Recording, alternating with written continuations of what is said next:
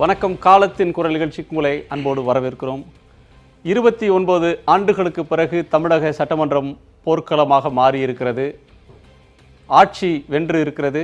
ஆட்சி நிலைக்குமா தப்புமா என்ற கேள்வி 122 பேரும் எடப்பாடி பழனிசாமியை ஆதரித்திருக்கிறார்கள். முதலமைச்சர் பதவியில் அவர் அமர்வது, அவருடைய இருக்கை என்பது உறுதி செய்யப்பட்டிருக்கிறது. இன்னமும் 6 மாத காலத்திற்கு இன்னொரு நம்பிக்கையில்லா தீர்மானம் சாத்தியமில்லை. தற்காலிக ஸ்திரத்தன்மையற்ற நிலைக்கு ஒரு விடிவு கிடைத்திருக்கிறது. எடப்பாடி பழனிசாமி வெற்றி பெற்றிருக்கிறார், ஆனால் ஜனநாயகம் தோற்று போயிருக்கிறது என்று திருமாவளவன் சொல்லியிருக்கிறார்.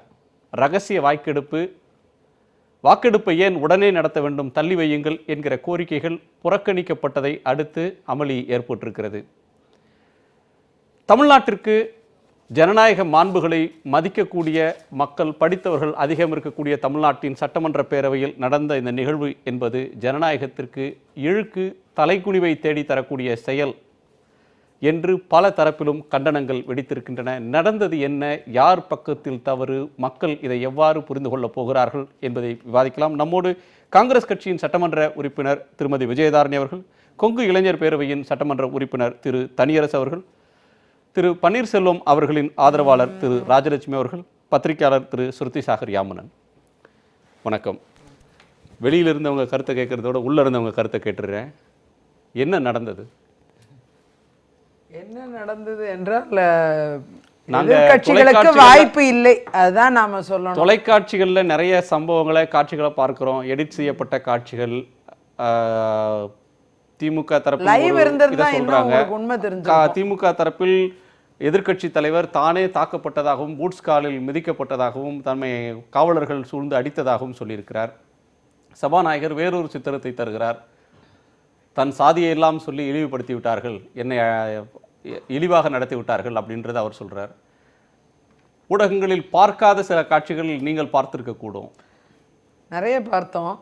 பட் ஒரு விஷயம் தெளிவாக இருக்குது. இன்றைக்கி வாக்கெடுப்பு என்று வரும்பொழுது நீங்கள் பார்த்திருக்க வேண்டும், பிரதான எதிர்க்கட்சியாக இருக்கக்கூடிய திமுகவும், மூன்றாவது பெரிய கட்சியாக சட்டமன்றத்திற்குரிய காங்கிரஸும் பார்த்திங்கன்னா ஒரு பெரிய பலம் பொருந்திய ஒரு எதிர்க்கட்சிகள். அப்படி பார்க்க போனால் தமிழகத்திலேயே 1% வாக்கு வித்தியாசத்தில் நாங்கள் எதிர்க்கட்சிகளாக அந்த சட்டப்பேரவையை ஆக்கிரமித்து கொண்டிருக்கோம். அப்படி இருக்கும் பொழுது எங்களுடைய பங்களிப்பை நிச்சயமாக நாங்கள் எதிர்நோக்கித்தான் இருக்கிறோம்.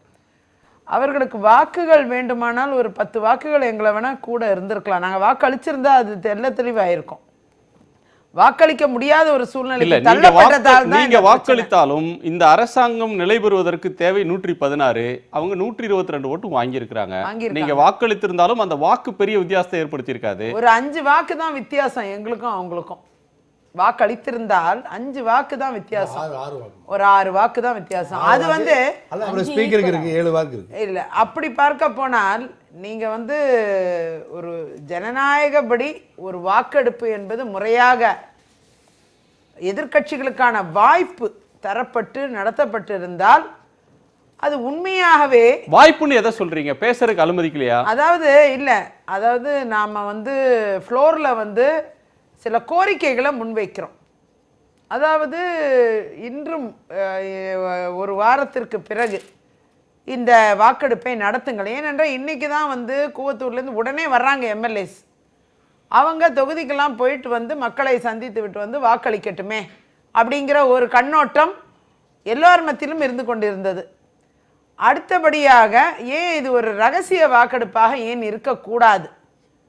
அது ரகசிய வாக்கெடுப்புனா உண்மையாகவே இந்த அரசாங்கத்திற்கு ஸ்திரத்தன்மை இருக்கிறதா என்பதை உறுதி செய்ய முடியும். இல்லைன்னா ஒரு அச்சமும் பயமும் மக்களிடம், எம்எல்ஏக்களிடம் இருக்கிறது என்ற ஒரு நிலைப்பாட்டை எதிர்க்கட்சிகள் எடுத்த பட்சத்தில் ஏதோ ஒரு தீர்ப்பை சபாநாயகர் அவர்கள் தந்துவிட்டு அதன் பின்னர் வந்து வாக்கெடுப்பை தொடர்ந்துருக்கணும். அது இல்லாமல் வாக்கெடுப்பில் தான் அவர் முனைப்பு காண்பித்தார். வாக்கெடுப்பு எப்படியா நடத்தி தீரணுங்கிற அதுல முனைப்பு காண்பித்தார். நான் அவரோட முனைப்பை தவறு என்று நான் சொல்ல மாட்டேன். ஏன்னா இன்னைக்கு அஜெண்டாவே அதுதான். அதை விட்டு அவருக்கு வேற அலுவல் கிடையாது இன்னைக்கு. அப்படி இருக்கும் பொழுது சபாநாயகர் அவர்களை நம்ம இதில் குற்றம் சொல்கிறது நியாயமற்றது. ஆனால் அதே நேரம் எதிர்க்கட்சிகளுக்கான அந்த வாய்ப்பு என்பது கூண்டோடு எதிர்க்கட்சியை வெளியேற்றம் செய்வது அடுத்தது மாற்று கட்சி நாங்கள் வழி இல்லாமல் அந்த நடந்த சம்பவங்களுக்காக நியாயம் கேட்ட பொழுது வழி இல்லாமல் நாங்கள் வெளிநடப்பு செய்ய வேண்டிய கட்டாயம். இப்படியெல்லாம் வரும்பொழுது வெறும் ஆளுந்த கட்சி அதோடைய பிரிந்து நிற்கிற ஒரு குழு இவர்கள் மத்தியில் மட்டும் வாக்கெடுப்பு நடக்கிறது. அது எந்த விதத்தில் நியாயமாக இருக்கும்? அதுதான் நம்முடைய கேள்வி. கரெக்ட், அவங்க வாக்கெடுப்பு நடந்திருக்கு, இந்த எதிர்த்து போட்ட குழு வந்து சாட்சியாக போயிட்டாங்க, அது சட்ட ரீதியாக கரெக்டாக போயிடுச்சு. அங்கே நான் வந்து வழக்கறிஞர் என்ற முறையில் அதை நான் சேலஞ்ச் பண்ண முடியாது, எனக்கு தெரியும். ஆனால் அதே நேரம் அவங்களுக்குள்ளேயே பிரச்சனை இருக்கு, அவங்களே வாக்கு போட்டுக்கிட்டாங்க, அவ்வளவுதானே தவிர எதிர்கட்சிகளுக்கு என்ன ரோல்? இன்னைக்கு தமிழக மக்களுடைய அந்த ஆதங்கத்தை வெளிப்படுத்தும் இடத்தில் எதிர்கட்சிகள் நாங்கள் தான் இருக்கிறோம். எங்களுக்குண்டான அந்த அவகாசத்தை தந்து 2 நாட்கள் திங்கட்கிழமையாவது வச்சிருந்தா இது இன்னும் ஜனநாயக அடிப்படையில் இது நடந்திருக்கலாம். அந்த ஒரு நேரம் காலம் என்பது சபாநாயகரோட 15 நாட்கள் டைம் கொடுக்குறாங்க மேதக ஆளுநர் அவர்கள். ஒரு 4 நாள் எல்லா எம்எல்ஏக்களும் போய் நம்முடைய கோரிக்கை என்ன அவங்க போய் எல்லாம் பார்த்துட்டு அவங்க தொகுதியில் பார்த்துட்டு வரட்டும் நம்ம சொல்கிறோம். இதில் எனக்கு ஒன்றும் தவறு இருக்குதா தெரியல. ஒரே இடத்துலேருந்து வரும்பொழுது மன ரீதியாக அவர்கள் எவ்வாறு இருப்பார்கள் என்ற பல்வேறு கேள்விகள் இருக்கும். ஆனால் சுதந்திர அடிப்படையில் தான் வாக்களிக்கிறாங்க. நாம் அவங்க வந்து கையை காலை கட்டி போட்டு கொண்டாந்து வாயில் துணி வச்சு கட்டிட்டு வந்தாங்க, கண்ணை கட்டி கூட்டிகிட்டு வந்தாங்க, அதெல்லாம் சொல்ல மாட்டோம். ஆனால் அதே நேரம் சுதந்திரமாக வாக்களித்த மன ரீதியாக சுதந்திரமாக வாக்களித்தார்களா, ஜனநாயகத்தின் அடிப்படையில் தான் இவர்கள் வாக்களித்தார்களா என்றெல்லாம் எங்களுக்கு பல்வேறு கேள்விகள் இருக்கிறது. ஒரு சட்டமன்றம் என்றால் அது மக்கள் நம்மை அவர்களின் வாக்குகளை கொண்டு ஜெயிக்க வைத்து அங்கே அவர்களின் குரலாக நம்மை அனுப்பி வைக்கிறார்கள். அப்படி பார்க்க போனால் அவர்களுக்கு இன்றைக்கு வாக்களித்த அந்த மாண்புமிகு சட்டமன்ற உறுப்பினர்களுக்கு அந்த மதிப்பு என்பது மக்கள் அளித்த வாக்கினால் வந்தவர்கள். அவர்களால் அந்த வாக்கை ஜனநாயக அடிப்படையில் போட முடிந்ததா, சுதந்திர அடிப்படையில் போட முடிந்ததா என்ற $100 million question is still bending இருக்கத்தான் செய்கிறது. ஆகையால் தான் எங்களுடைய ஓட்டை நீங்க ஒத்துக்கல. அதாவது நீங்க வந்து மன ரீதியாக அவர்கள் பாதிக்கப்பட்டிருந்தாங்க, சுதந்திரமாக இல்லை, மக்களை சந்திச்சிட்டு வந்திருந்தாதான் அவங்க நியாயமான வகையில் ஓட்டு போட்டிருப்பாங்க. நாம கேட்டதே ஒருவேளை ஒரு 4 நாள் கழிச்சு அவங்க தொகுதிக்கெல்லாம் போயிட்டு வந்து ஓட்டு போட்டிருந்தாங்கன்னா இதே வாக்குகள் போல் பண்ணியிருப்பாங்க மேபி. ஆனால் அது ஒரு ஜனநாயக அடிப்படையில் சுதந்திர அடிப்படையில் ஒருவர் எப்பயுமே சுதந்திரமாக வாக்களித்தால் ஒரு பார்ட்டுக்கு பதில் சொல்லியிருக்கீங்க. அதாவது ஜனநாயக அடிப்படையிலான வாக்கெடுப்பாக இது இல்லை, மக்கள் கொந்தளிப்பை கொதிப்பை காட்டக்கூடிய எதிர்கட்சிகள் அங்க இல்லாம போயிட்டாங்க வாக்கெடுப்பின் போது அப்படின்ற கருத்து சொல்றீங்க. செகண்ட் பார்ட் வந்து வன்முறை. இந்த வன்முறை ஒரு தமிழ்நாட்டிற்கு சட்டமன்றத்தில் இதற்கு முன்னால் இல்லாதது அப்படின்னு சொல்லணும். அது இந்த ஒரு 30 ஆண்டுகளுக்கு பிறகு இது நடக்கிறது. வன்முறை என்று பார்க்கும் பொழுது வன்முறை என்று நீங்கள் எதிர்கட்சிகளை மட்டும் குற்றம் சாட்ட முடியாது. அங்கு காவலர்களால் ஏற்பட்ட வன்முறையால் எதிர்கட்சிகள் ரத்த வெள்ளத்தில் இருந்ததையும் பார்க்க முடிந்தது. அதையும் அதுதான் நாங்க காங்கிரஸ் உள்ள போய் எழுப்பணும். அந்த இஷ்யூவை தான் ரைஸ் பண்ணிட்டு வெளிநடப்பு பண்ணோம். என்ன இஷ்யூ ரைஸ் பண்ணீங்க? அதாவது எதனால வந்து பிரதான எதிர்கட்சியை நீங்க வலுக்கட்டாயமா வந்து வெளிநடப்பு செய்யும் பொழுது உடம்பெல்லாம் காயப்படுத்தி ரத்த வெள்ளத்தில் நிறைய பேருக்கு சட்டையெல்லாம் நிறைய ரத்தமெல்லாம் இருந்தது. அதையெல்லாம் பார்த்து விட்டு வந்துதான் இது ஏன் இப்படி ஒரு நடைமுறை, இது எதனால வந்து இந்த எதிர்கட்சிகளை அப்புறப்படுத்தி விட்டு ஒரு வாக்களிப்பு வைத்துக்கொண்டே நீங்கள் அந்த வாக்களிப்பை நடத்தி இருக்கணும் இல்லையான்னு கேட்கறதுக்கு தான் நாங்கள் அதை அங்கே போய் ப்ரெசென்ட் பண்ணோம். அதற்கு நீங்கள் மீண்டும் எதிர்கட்சியை நீங்கள் உள்ளே அனுமதித்து வாக்கெடுப்பை நடத்துங்கள் என்பதற்கான ஒரு கோரிக்கையை தான் முன்வைத்தோம். சபாநாயகர் அதெல்லாம் ஏற்றுக்கலை. அவர் சொல்லிட்டாரு, அதை வெளியேற்றம் பண்ணது தான், நீங்கள் என்ன முடிவு எடுத்துக்கிறீங்களோ எடுத்துக்குங்கன்ட்டார். ஆகையால் நாங்களும் வந்து அந்த நியாயமற்ற ஒரு வாக்கெடுப்பாக பார்த்ததால் நாங்கள் வெளியேற வேண்டிய கட்டாயம் ஏற்பட்டது. ஆகையால் தான் எங்களை பொறுத்தவரை ஒரு நியாயமான வாக்கெடுப்பு நடந்திருந்தால் நீங்கள் நம்பர் வேணால் அவங்களுக்கு கூட இருந்திருக்கலாம். சுதந்திரமான வாக்கெடுப்பு நடந்திருந்தால் ஒருவேளை நம்பர் எதிர்கட்சிகளுக்கே கூட இருக்கும். ஆனால் நியாயமான வாக்கெடுப்பு இன்றைக்கு கூட நடந்திருந்தால் அவங்க ஜாஸ்தி வாக்குகள் எடுத்திருந்தால் கூட அட்லீஸ்ட் ஜனநாயக அடிப்படையில் ஒரு 1% வாக்கு வித்தியாசத்தில் சட்டமன்றத்தில் எதிர்கட்சிகளாக இடம்பெற்றிருக்கிற எங்களுக்கு ஒரு நியாயம் கிடைத்திருக்கும் என்பதுதான் பார்க்க வேண்டிய ஒன்று. இப்போ நீங்கள் எல்லாத்திற்கும் அப்பாற்பட்டு சட்டத்தின் பால் எங்களுக்கு அனுமதி இருக்கிறது. அந்த அனுமதி மறுக்கப்பட்டதாக நாங்கள் பார்க்கிறோம்.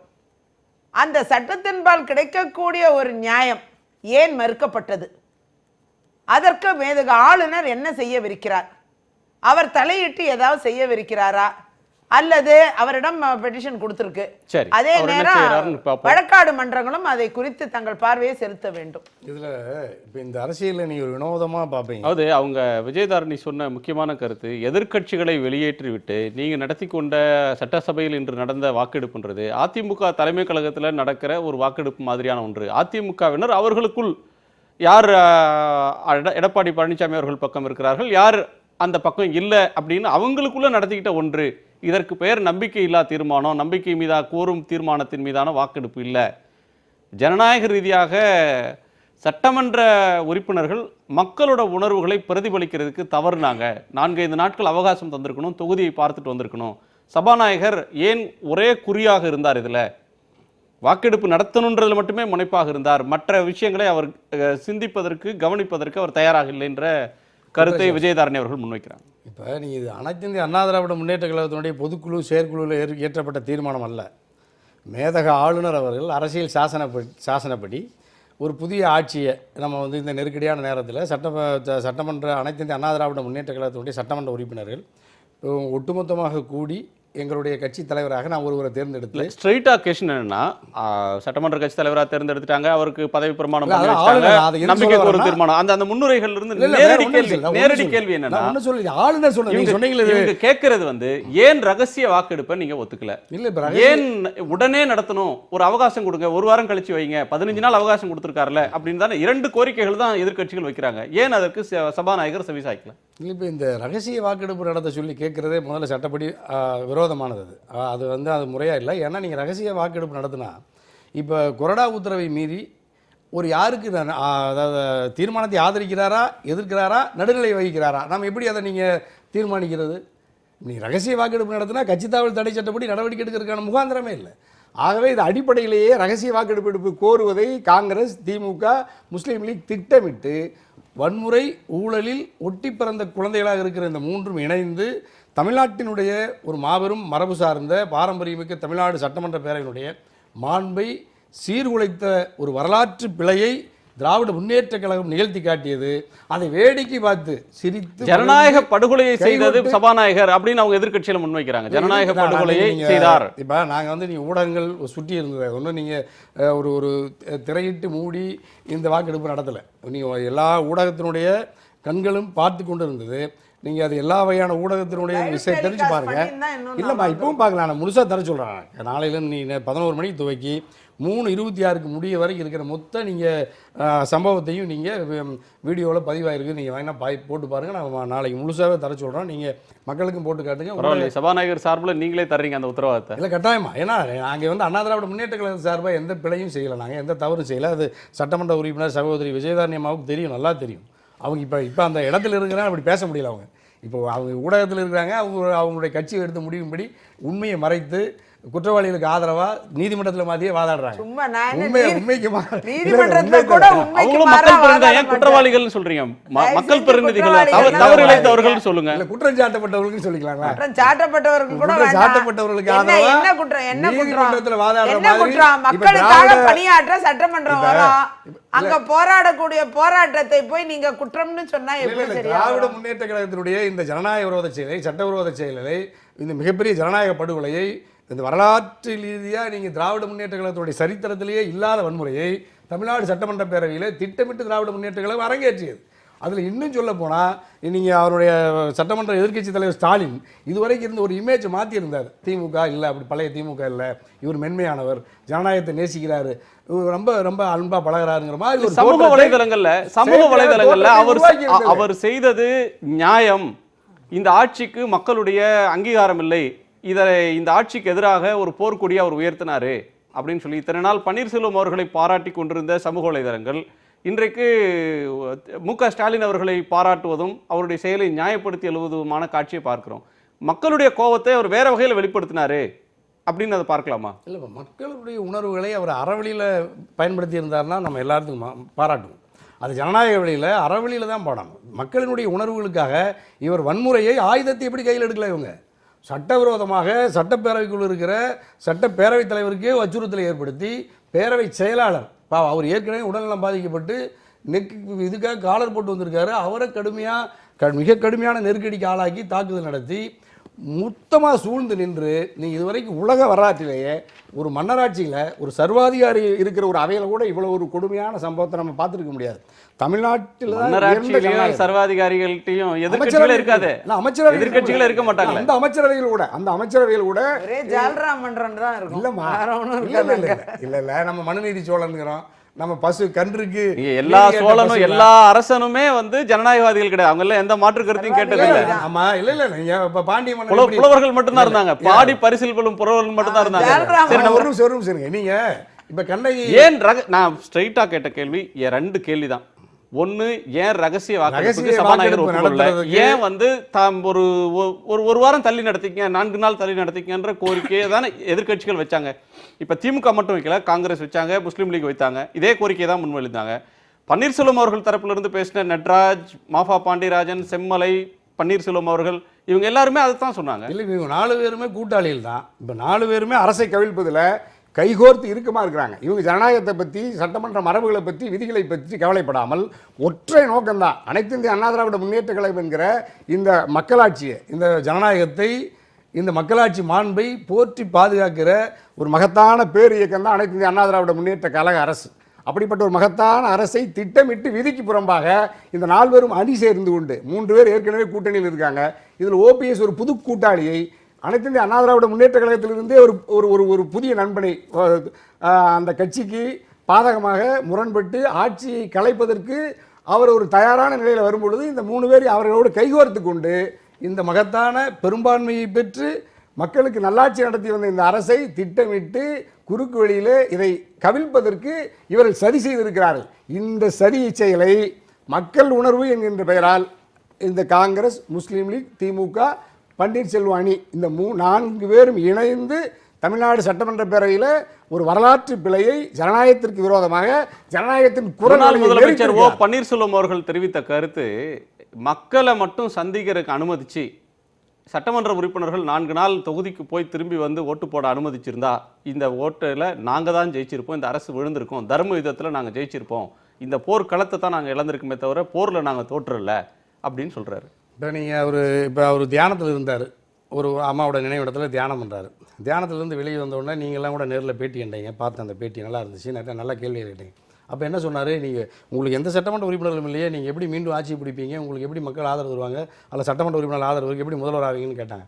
நீங்கள் பொறுத்திருந்து பாருங்கள், நான் தான் ஜெயிப்பேன்னு சொன்னார். அந்த நம்பிக்கை இப்போ போய் தோற்று போனார். ஆனால் அவருக்கு ஒரு நம்பிக்கை இருந்துச்சு. இப்போ அதே மாதிரி இப்போவும் மக்களிடத்தில் போய் சொல்கிறார். நான் கூட நேற்று சட்டமன்ற உறுப்பினர் என்னுடைய தொகுதிக்கு போனேன். எந்த மக்கள் ஒரே ஒரு வாக்காளர் கூட இந்த நீங்கள் மாதிரி ஓபிஎஸ்க்கு ஆதரவு பண்ணுங்க அல்லது இவங்களுக்கு ஆதரவு பண்ணுங்க அப்படின்னு சொல்லலை. ஆட்சியை தக்க வச்சுக்கோங்க, அண்ணா திராவிட முன்னேற்ற கழகம் என்கிற இந்த பேர் இயக்கம் இந்த மக்களாட்சி தொடரணும், இதுக்கு நீங்கள் ஆதரவாக இருக்கணும்னு தான் ஒட்டுமொத்த காங்கேயம் சட்டமன்ற தொகுதி வாக்காளர்களும் எங்கிட்ட கேட்டுக்கிட்டாங்க. உங்கள் சட்டமன்ற தொகுதியில் ஒருவர் கூட எனக்கு என்னுடைய நிலைப்பாட்டுக்கு எதிராக ஒருவர் கூட நிலைப்பாட்டை முன்னாடி சொல்லிட்டீங்களா? நான் போய் நேற்று எல்லா நிர்வாகிகளை கேட்டு பொது இடங்களை நின்று விவாதிச்சுட்டு 10 மணி 40 நிமிடங்களுக்கு தான் நான் ஈரோடு தொடர்வண்டி நிலையத்திலிருந்து காலையில் தலைநகரத்துக்கு வர்றேன். நான் இதுக்காகவே நேற்று தொகுதியிலே இருக்கேன், காலையிலேருந்து மாலை வரை தொகுதியில் இருக்கேன். ஆனால் இந்த பன்னீர்செல்வம் அணி மட்டும் அங்கே ஒரு 10 பேர் 20 பேர் கூடி இதுக்கு எதிராக ஒரு இயக்கம் நடத்துனாங்க, அவ்வளோதான். பொதுமக்கள் யாரும் இதை வரவேற்கல. ஏன்னா ஆட்சி கலைந்து மீண்டும் ஒரு தேர்தலை சந்திப்பதற்கு, இன்னும் சொல்ல போனால் திராவிட முன்னேற்ற கழகத்தினுடைய மத்திய பாரதிய ஜனதா கட்சியினுடைய சதி வலையில் சிக்கிவிடாமல் நீங்கள் இந்த ஆட்சியை பாதுகாத்துக்குங்கன்னு சொல்லித்தான் மக்கள் ஆதங்கப்பட்டாங்க. அந்த கடமை தான் வேறன்னு ராஜலட்சுமி சொல்றாங்க, பச்சையா சொல்றாங்க. அவங்களும் உண்மைக்கு மாறா சொல்றாங்க, ரொம்ப நல்லவங்க. 5 ஆண்டு காலம் அண்ணா திராவிட முன்னேற்ற கழகம் என்கிற அந்த மகத்தான ஆட்சிக்கு அவங்களும் ஒரு கேள்விக்கு பதில் சொன்னீங்க. 2வது கேள்வி, மக்களை சந்தித்து விட்டு வந்திருந்தால் ரகசிய வாக்கெடுப்பு, மக்களை சந்திக்காமல் இந்த வாக்கெடுப்புக்கு வரக்கூடாது, மக்களை பார்த்துட்டு வந்து தாமதமா வாங்க. இதுல நான் இன்னும் கவனமா பார்க்குறேன். இவங்க என்ன நினைச்சாங்கன்னா, பாரதிய ஜனதா கட்சி ஆளுநர் நம்பினாங்க. ஆளுநரை நீங்கள் எங்களுக்கு அவகாசம் கொடுங்க, நாங்கள் எப்படியாவது கூவத்தூர் விடுதியில் இருக்கிற இந்த உணர்வு மிக்க அண்ணா திராவிட முன்னேற்ற கழகத்தினுடைய பரம விசுவாசிகளாக இருக்கிற சட்டமன்ற உறுப்பினர்களை நாங்கள் எப்படியாவது 1-2 ஆசை மிரட்டியோ அச்சுறுத்தியோ ஆசை வார்த்தைகளை சொல்லியோ அல்லது ஏதாவது ஒரு ஆதாயத்தை தந்தோ அவர்களை மீட்டு வருவோம்னு இவங்க ஒரு நம்பிக்கையை தந்து ஆளுநரை அல்லது மத்திய அரசு ஆசை வார்த்தை ஒரு புறத்தில் தான் காட்டப்பட்டுச்சா? இல்லை, இது இயல்பாக இருக்கிறது. ஆட்சி இருக்கும்போது எங்களுக்கு அதை விட ஆசை என்ன வேணும்? ஆட்சியை ஆசைன்றீங்களா? அதை விட என்ன பேராசை? இப்போ என்ன நடக்குது உலகமே?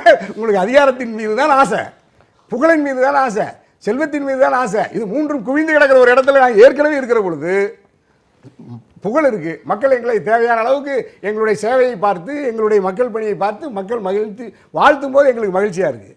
ஆட்சி அதிகாரத்தில் நாங்கள் இருக்கும் பொழுது வாய்ப்பு கிடைக்குது எங்களுக்கு, ஏழை எளிய சாமானிய மக்களுக்கு ஒரு நொடியில் அவர்கள் கேட்கறதுல தர முடியுது. ஒரு ஒரு ஒரு ரேஷன் அட்டை இல்லை, குடும்ப அட்டை இல்லைன்னு வருவாங்க, ஒரு மருத்துவ பரிந்துரை. ஜனநாயகம் செழித்து பெரிய அளவுல வந்து ஒரு உன்னதமான காலகட்டத்தில் நம்ம வாழ்ந்துட்டு இருக்கோமோ அப்படின்ற ஒரு ஃபீலிங் நீங்க தரீங்க. ஜனநாயகத்தினுடைய மாண்பு செழித்து வளர்ந்தது அண்ணா திராவிட முன்னேற்ற கழகம் தான். குதிரை பேரம் யாமனன், குதிரை பேரம். ஒரே நிமிஷம் ஐயா, அதாவது நீங்க ஏன் இந்த அவகாசம் கேட்டாங்கன்னு கேட்டீங்களா? அது ஒரே வழிதான். இப்போ இவங்க கூவத்தூர்லேருந்து வெளியே வந்துட்டா இவங்கள்ட்ட பேரம் பேசுவதற்கு, அச்சுறுத்துவதற்கு, மக்களின் மூலமாக ஒரு புதிய நிர்பந்தத்தை தருவதற்கு, மக்களின் பெயரால் சில சதிகாரர்கள் சூழ்ச்சிக்காரர்களால் சட்டமன்ற உறுப்பினர் மிரட்டப்படுவார்கள், அல்லது சில வியாபாரிகளால் இவர்கள் ஏதாவது ஒரு வகையில் விலை பேசப்படுவார்கள். இந்த அவகாசத்தை தான் திட்டமிட்டு திராவிட முன்னேற்ற கழகமும் அவர்களோடு வேண்டாத கூட்டாளியாக அவர்களோடு இணைந்து காங்கிரஸ் தன்னுடைய பேர் இயக்கத்தை மதிப்பு மரியாதை இழந்த காங்கிரஸ் கட்சி அவரோடு புதிய கூட்டாளி ஓபிஎஸ் போன்றவரெல்லாம் இணைந்து இந்த மிகப்பெரிய சதிக்கு அவர்கள் இரையாகிட்டாங்க.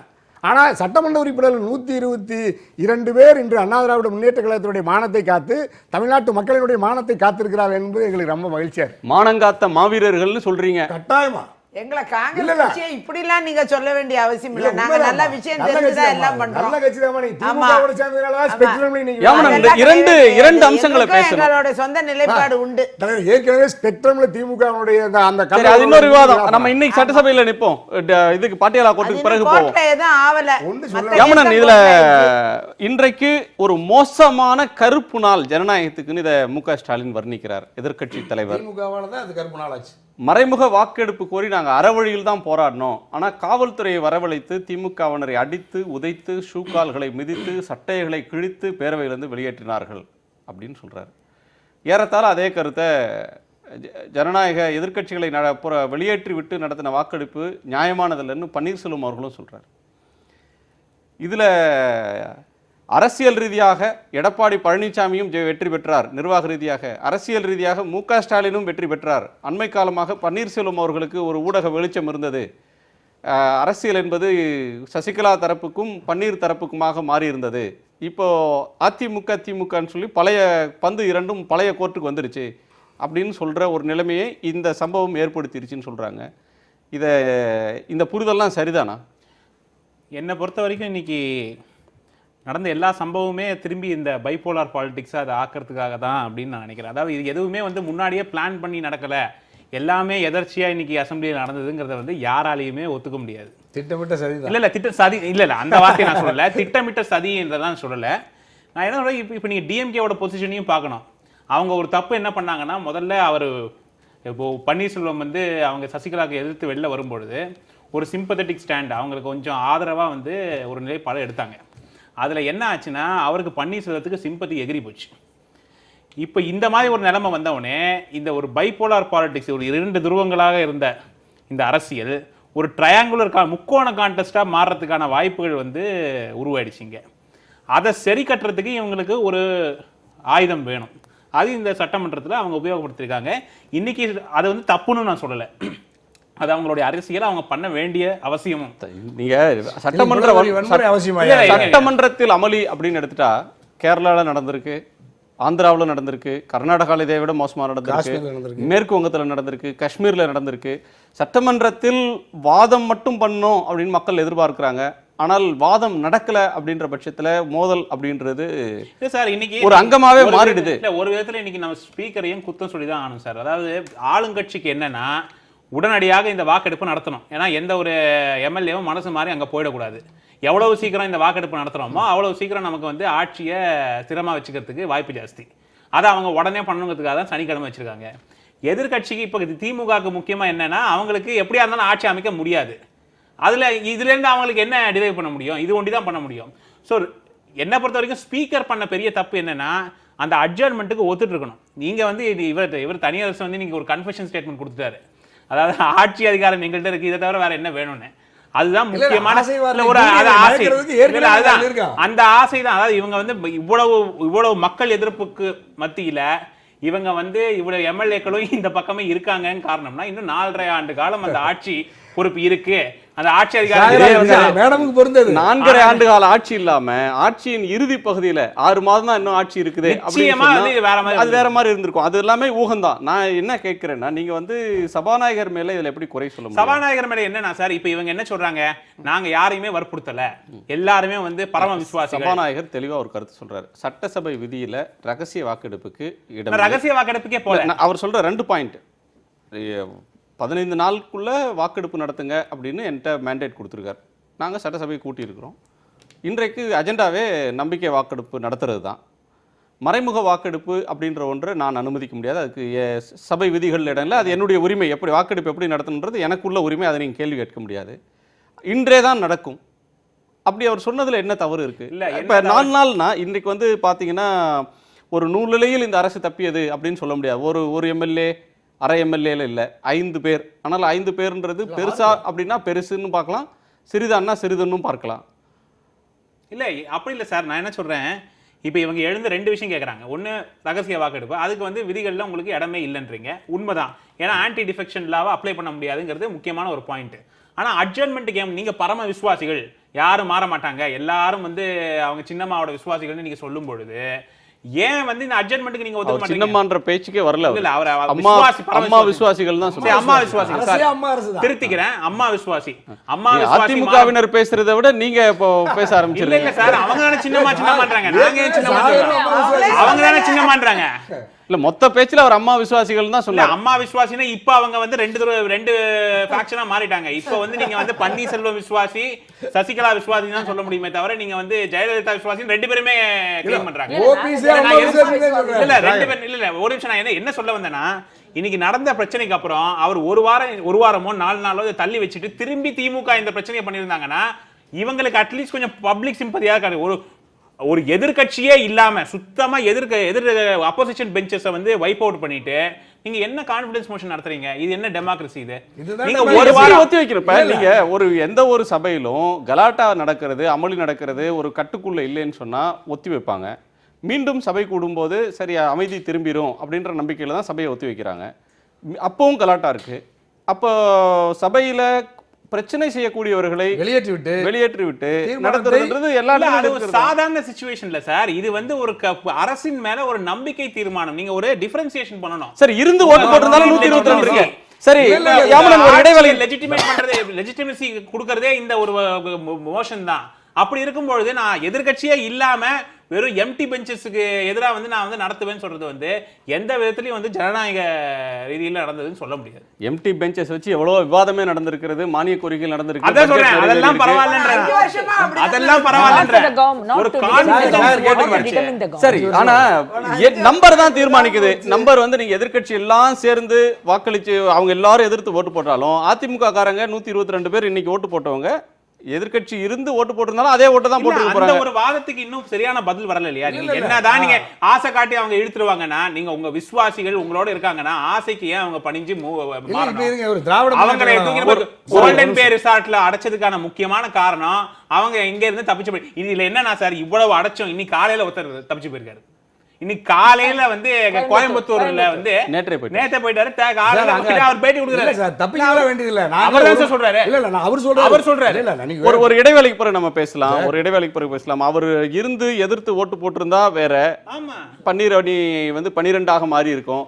ஆனால் இந்த தரப்புல இருந்து யாரும் மாறவில்லை. 11 பேர் யார் வெளிப்படையா ஆதரவு தெரிவிச்சாங்களோ பன்னீர்செல்வம் அவர்களுக்கு, அந்த 11 பேரும் அதுல உறுதியாக இருக்காங்க. தெரியல. அதாவது அங்க 122 பேர் யாரெல்லாம் எங்களுக்குன்னு சொன்னாங்களோ அந்த தரப்பும் அப்படியே உறுதியாக இருந்திருக்கிறது. அதுதான் சொல்றேன் சார். அது ஒரு இடைவேளைக்கு பிறகு பேசலாம். ஒரு சிறு இடைவேளைக்கு பிறகு காலத்தின் குரல் தொடரும்.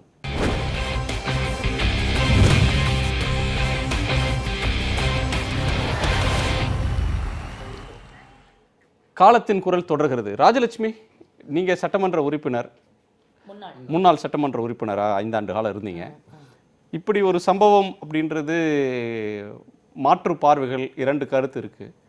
ஆனால் அடிப்படையில் வந்து பன்னீர்செல்வம் அவர்கள் வெளியில் வந்தது, அவர் எழுப்பின ஒரு அதிருப்தி குரல், அதுதான் இத்தனை குழப்பங்களுக்கும் காரணம். சட்டசபையில் பெரும்பான்மை நம்பிக்கை வாக்கெடுப்பு அலோவ் பண்ணுங்க, நாங்கள் எங்கள் பெரும்பான்மையை நிரூபிப்போம், அதிமுக ஆட்சி தொடரும், எங்கள் ஆட்சி தொடரும். அவர் முதலமைச்சராக இருக்கும்போது சொன்னார் அந்த ஆட்சி அப்படியே தொடரும் அப்படின்ற கருத்தை சொன்னார். எந்த அடிப்படையில் சொல்றீங்கன்னா, நிறைய சட்டமன்ற உறுப்பினர்கள் எங்களுக்கு வாக்களிப்பாங்க, என்னோட தொடர்பில் இருக்காங்கன்னா. மாஃபா பாண்டியராஜன் அவர்களும் அவர் நிறைய பேரோட பேசிட்டு இருக்கிறதா ஊடகங்களுக்கு பேட்டி கொடுத்துட்டு இருந்தார். நிறைய அடைத்து வைத்திருந்தாங்க அப்படின்றதெல்லாம் தாண்டி பேசுகிற இடத்துல தான் இருக்காங்க, நாங்கள் பேசிகிட்டு இருக்கோம் அப்படின்னு சொன்னார். நேற்றைக்கிரவு திரு பன்னீர்செல்வம் அவர்கள் வெளியிட்ட ஒரு அறிக்கையில் கூட தர்ம யுத்தத்தில் நாங்கள் வெற்றி பெறுவோம், சட்டமன்ற உறுப்பினர்கள் மனசாட்சிப்படி வாக்களிக்கணும், மக்கள் விரும்பின ஆட்சி இதில் குடும்ப ஆட்சிக்கு வாக்களிக்கக்கூடாது, இந்த உணர்வை நீங்கள் வெளிப்படுத்தணும் அப்படின்னு சொல்லி வேண்டுகோள் விடுத்திருந்தார். ஆனால் அந்த வேண்டுகோள்லாம் ஜெயிக்கலையே. மக்கள் அதிமுக உறுப்பினர்கள் பன்னீர்செல்வம் அவர்களுடைய வேண்டுகோளுக்கு செவி சாய்க்கலையே. ஓகே, இதுக்கு வந்து நான் என்ன சொல்ல விரும்புகிறேன்னா, இப்போ தனியரசு அண்ணா இருக்காங்க, அவங்க சொன்னாங்க எங்களுக்கு வேண்டியதெல்லாம் 4 வருட காலம் இருக்கிறது, ஆட்சி அதிகாரம் செல்வம், செல்வம்ன்ற வார்த்தையை அவர் யூஸ் பண்ணாரு, இதுதானே எங்களுக்கு வேணும், நாங்கள் இது அவர் கல்வி செல்வம் செவி செல்வம்னு ஏதாவது சொல்ல போறாரு, அதுக்கு ஒரு விளக்கம். அவர் நிறைய தனியரசு நல்ல தமிழ் பேசக்கூடியவர். மக்கள் செல்வம் தான் சொல்றேன், நீங்க பொருட்செல்வத்தை மட்டும் செல்வம்னு நினைச்சுக்காதீங்க. பன்னீர் செல்வத்தை செல்வம் சொல்றோம். தமிழக மக்கள் வந்து அந்த செல்வத்தை ஏத்திருக்காங்க.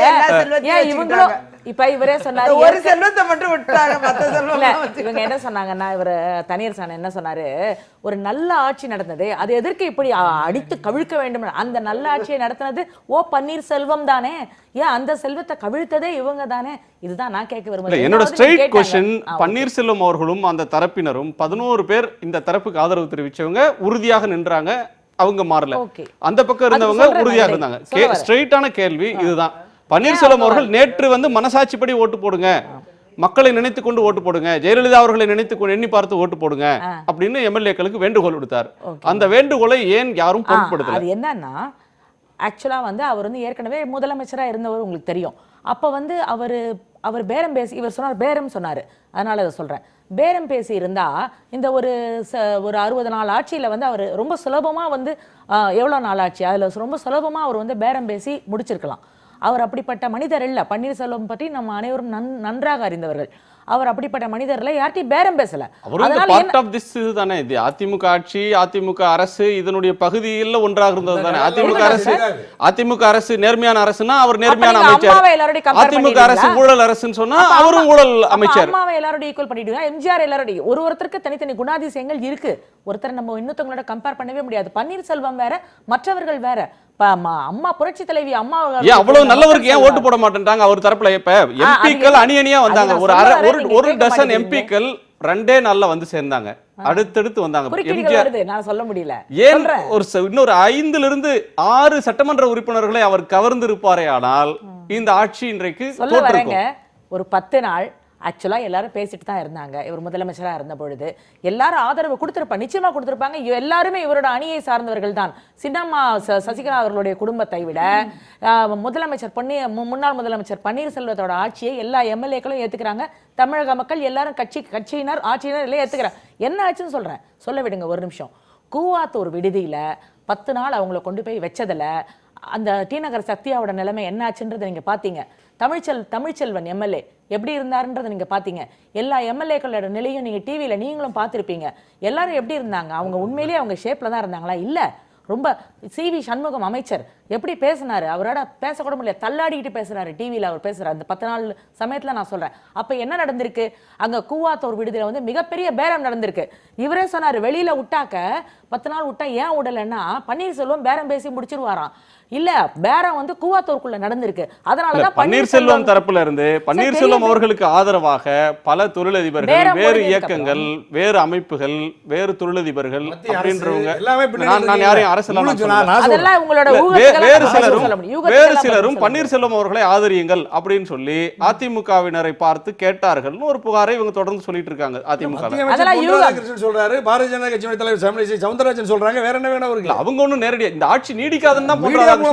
ராஜா சொல்றாரு, பகிரங்கமா சொல்றாரு, பன்னீர்செல்வம் தான் இந்த அண்ணா திராவிட முன்னேற்ற கழகத்தினுடைய முதலமைச்சரா தொடரணும்ங்கிறது அவங்களுடைய கருத்து. அவ்வளவுதான் சொல்றாங்க, உரிமை இல்லை. அதனாலதான் நாங்க பன்னீர்செல்வம் சந்தேகிக்கிறோம். பன்னீர்செல்வம் பாரதிய ஜனதா கட்சியினுடைய ஆளா அல்லது அண்ணா திராவிட முன்னேற்ற கழகத்தினுடைய முதலமைச்சரா? அதுதான் எங்களுக்கு கேள்வியே. இவர் மத்திய அரசினுடைய விருப்பத்திற்கு ஏற்ப கைப்பொம்மையாக மாறியதுதான் அண்ணா திராவிட முன்னேற்ற கழகத்திலிருந்து மக்கள் சட்டமன்ற உறுப்பினர் அவரை நிராகரிப்பதற்கு காரணமாக இருந்தது. இன்று சட்டமன்றத்திற்குள்ள வரைக்கும் வைக்கல, பாஜகங்கிற வார்த்தையே சொல்லல, இல்ல, மத்திய அரசுங்கிற வார்த்தையும் சொல்லல, மோடிங்கிற வார்த்தையும் சொல்லல. இது வந்து இந்த இரண்டாம் தளத்துல இருக்கிற இரண்டாம் கட்டத்துல இருக்கிற லீடர்ஸ் மட்டும் இல்ல சார், இங்க இப்ப அண்ணா திராவிட முன்னேற்ற கழகத்தினுடைய பொதுச் செயலாளர் சொல்றாங்க. இல்ல, அவங்க தான் சொல்லணும். இது என்ன தயக்கம், அப்ப என்ன தயக்கம் சொல்றதுக்கு? சரி, நாம ராஜலட்சுமி பேசும்போது நம்ம குறுக்கிட்டோம். ஏன் அவங்களால 6 எம்எல்ஏக்களை கவர முடியல? ஏன்னாக்க அவங்க வந்து மொத்தமா நிறைய வந்து தனியரசு சார் சொன்ன மாதிரி பேரம் அங்க படிஞ்சிருச்சு, பெரிய அமௌண்ட் கை மாறிடுச்சு, அவங்க கிடைக்க வேண்டியதெல்லாம் உள்ள கிடைச்சிருச்சு. இதுக்கெல்லாம் வந்து வழக்கு கூட போடுவாங்க. பெரிய இதெல்லாம் இதுக்கு ஆதாரம் இருக்கா? அவர் சொன்னதுதான் நான் சொல்றேன். தனியரசு அண்ணன் சொன்னது மனம் போன போக்குல நாம சொன்னோம்னா தனியரசு அண்ணன் சொன்னதுதான் நான் சொல்றேன். அவர் என்ன சொல்ற, எங்களுக்கு எல்லாமே இருக்குது, எங்களுக்கு ஏற்கனவே இருக்குது, இது இவர்கிட்ட போய் இப்ப நாங்க இல்ல ஒரு விஷயம் பார்க்கணும். குதிரை பேரம், ஹார்ஸ் ட்ரேடிங் அப்படின்னு சொல்ற ஒரு விஷயத்தை இல்ல, அது வந்து விலை பேசுவது அப்படின்ற ஒன்னு எடுத்துக்கிட்டோம்னா ஆசை வார்த்தை கூறுவது, விலை பேசுவது அப்படின்ற ஒன்று நார்மலாக இந்த 15 நாள் அவகாசம் கொடுத்த உடனே மு.க. ஸ்டாலின் அவர்கள் கூட இந்த இவ்வளவு நாள் கொடுத்தீங்கன்னா இது குதிரை பேரத்துக்கு வழிவகுக்கும், அது விலை பேசுவதற்கு வழிவகுக்கும். எனக்கு வந்த கேள்வி, வழக்கமாக என்ன நடக்கும்னா ஒரு கட்சிக்கு பெரும்பான்மை இருக்காது, சின்ன கட்சிகள் இருக்கும். 4 எம்எல்ஏ வச்சு ஒரு கட்சி இருக்கும், 10 எம்எல்ஏ 8 எம்எல்ஏ 6 எம்எல்ஏன்னு ஒரு கட்சி இருக்கும். சில உதிரிகள் 4-5 சுயேட்சைகள் இருப்பாங்க, அவங்களெல்லாம் விலைக்கு வாங்குவாங்க. பெரும்பான்மை வந்து அப்படித்தான் பெறும். ஆனா இங்க சொந்த கட்சியினரை தக்க வைக்கிறதுக்கே பேரம் பேசினாங்கன்னு சொல்லி நீங்க மாற்றி சொல்றீங்க. ஏன்னா சொந்த கட்சியினர் ஏன் தக்க வைக்கிறதுக்கு அவங்க வந்து பேரம் படிஞ்சிருக்குன்னு நான் சொல்றேன்னாக்க, அவர்கள் அத்தனை பேரும் ஓ பன்னீர்செல்வம் பின்னாடி வர மனநிலை இருந்தாங்க. ஏன் காரணம் சொல்றேன் கேளுங்க. உங்க பக்கம் பிரிந்து வந்த எம்பிக்கள், உங்கள் பக்கம் வந்த 11 எம்எல்ஏக்கள், அவங்க மேல இதே குற்றச்சாட்டை சொல்ல முடியாதா? இந்த தரப்புல வந்து இவங்கள்ட்டயும் அதிகாரத்தில் இருந்தவர்கள் இருக்கிறார்கள், ஆட்சி அதிகாரத்தில் இருந்தவங்க இருக்காங்க, இங்கேயும் வலிமையானவர்கள் இருக்கிறாங்க, இந்த பக்கத்துக்கு அந்த குற்றச்சாட்டு பொருந்தாதா? சார், பன்னீர்செல்வம் இந்த வாட்டி என்ன ஆகி போச்சுன்னா, அம்மா அவர்கள் இறந்த பிறகு பன்னீர்செல்வம் முதலமைச்சராக பொறுப்பேற்றுக்கிட்டாரு. அவர் முதலமைச்சராக பொறுப்பேற்றுக்கிட்டதுக்கு அப்புறம் அவருக்கு ஒரு மிகப்பெரிய ஆதரவு அலை வந்து எழுந்து விட்டது. ஜல்லிக்கட்டு விஷயத்துல, அதுக்கப்புறம் ஆந்திரா நதிநீர் பங்கீட்டு பிரச்சனையில, அதுக்கப்புறம் அவர் வந்து பல விஷயங்கள்ல, பல சம்பவங்கள்ல வந்து அவர் வந்து தமிழகத்துக்கு வந்து மிக சிறப்பான முறையில் செயல்பட்டார்னு சொல்லி ஒரு நல்ல பேர் எடுத்துட்டாரு.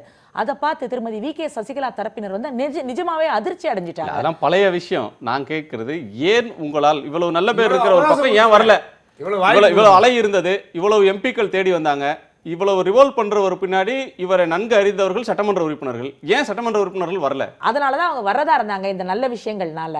அப்புறம் என்ன ஆயிப்போச்சு, பேரம் படிந்ததனால் வர முடியவில்லை. அதிமுகவோட அதிகாரப்பூர்வ பத்திரிகையில நமது எம்ஜிஆர்ல திரு பன்னீர்செல்வம் அவர்கள் 15,000 கோடி பணங்களை தன் வசம் வைத்திருக்கிறார் அப்படின்னு சொல்லி அதிகாரப்பூர்வ பத்திரிகை ரீசெண்டாக எழுதியிருந்தாங்க.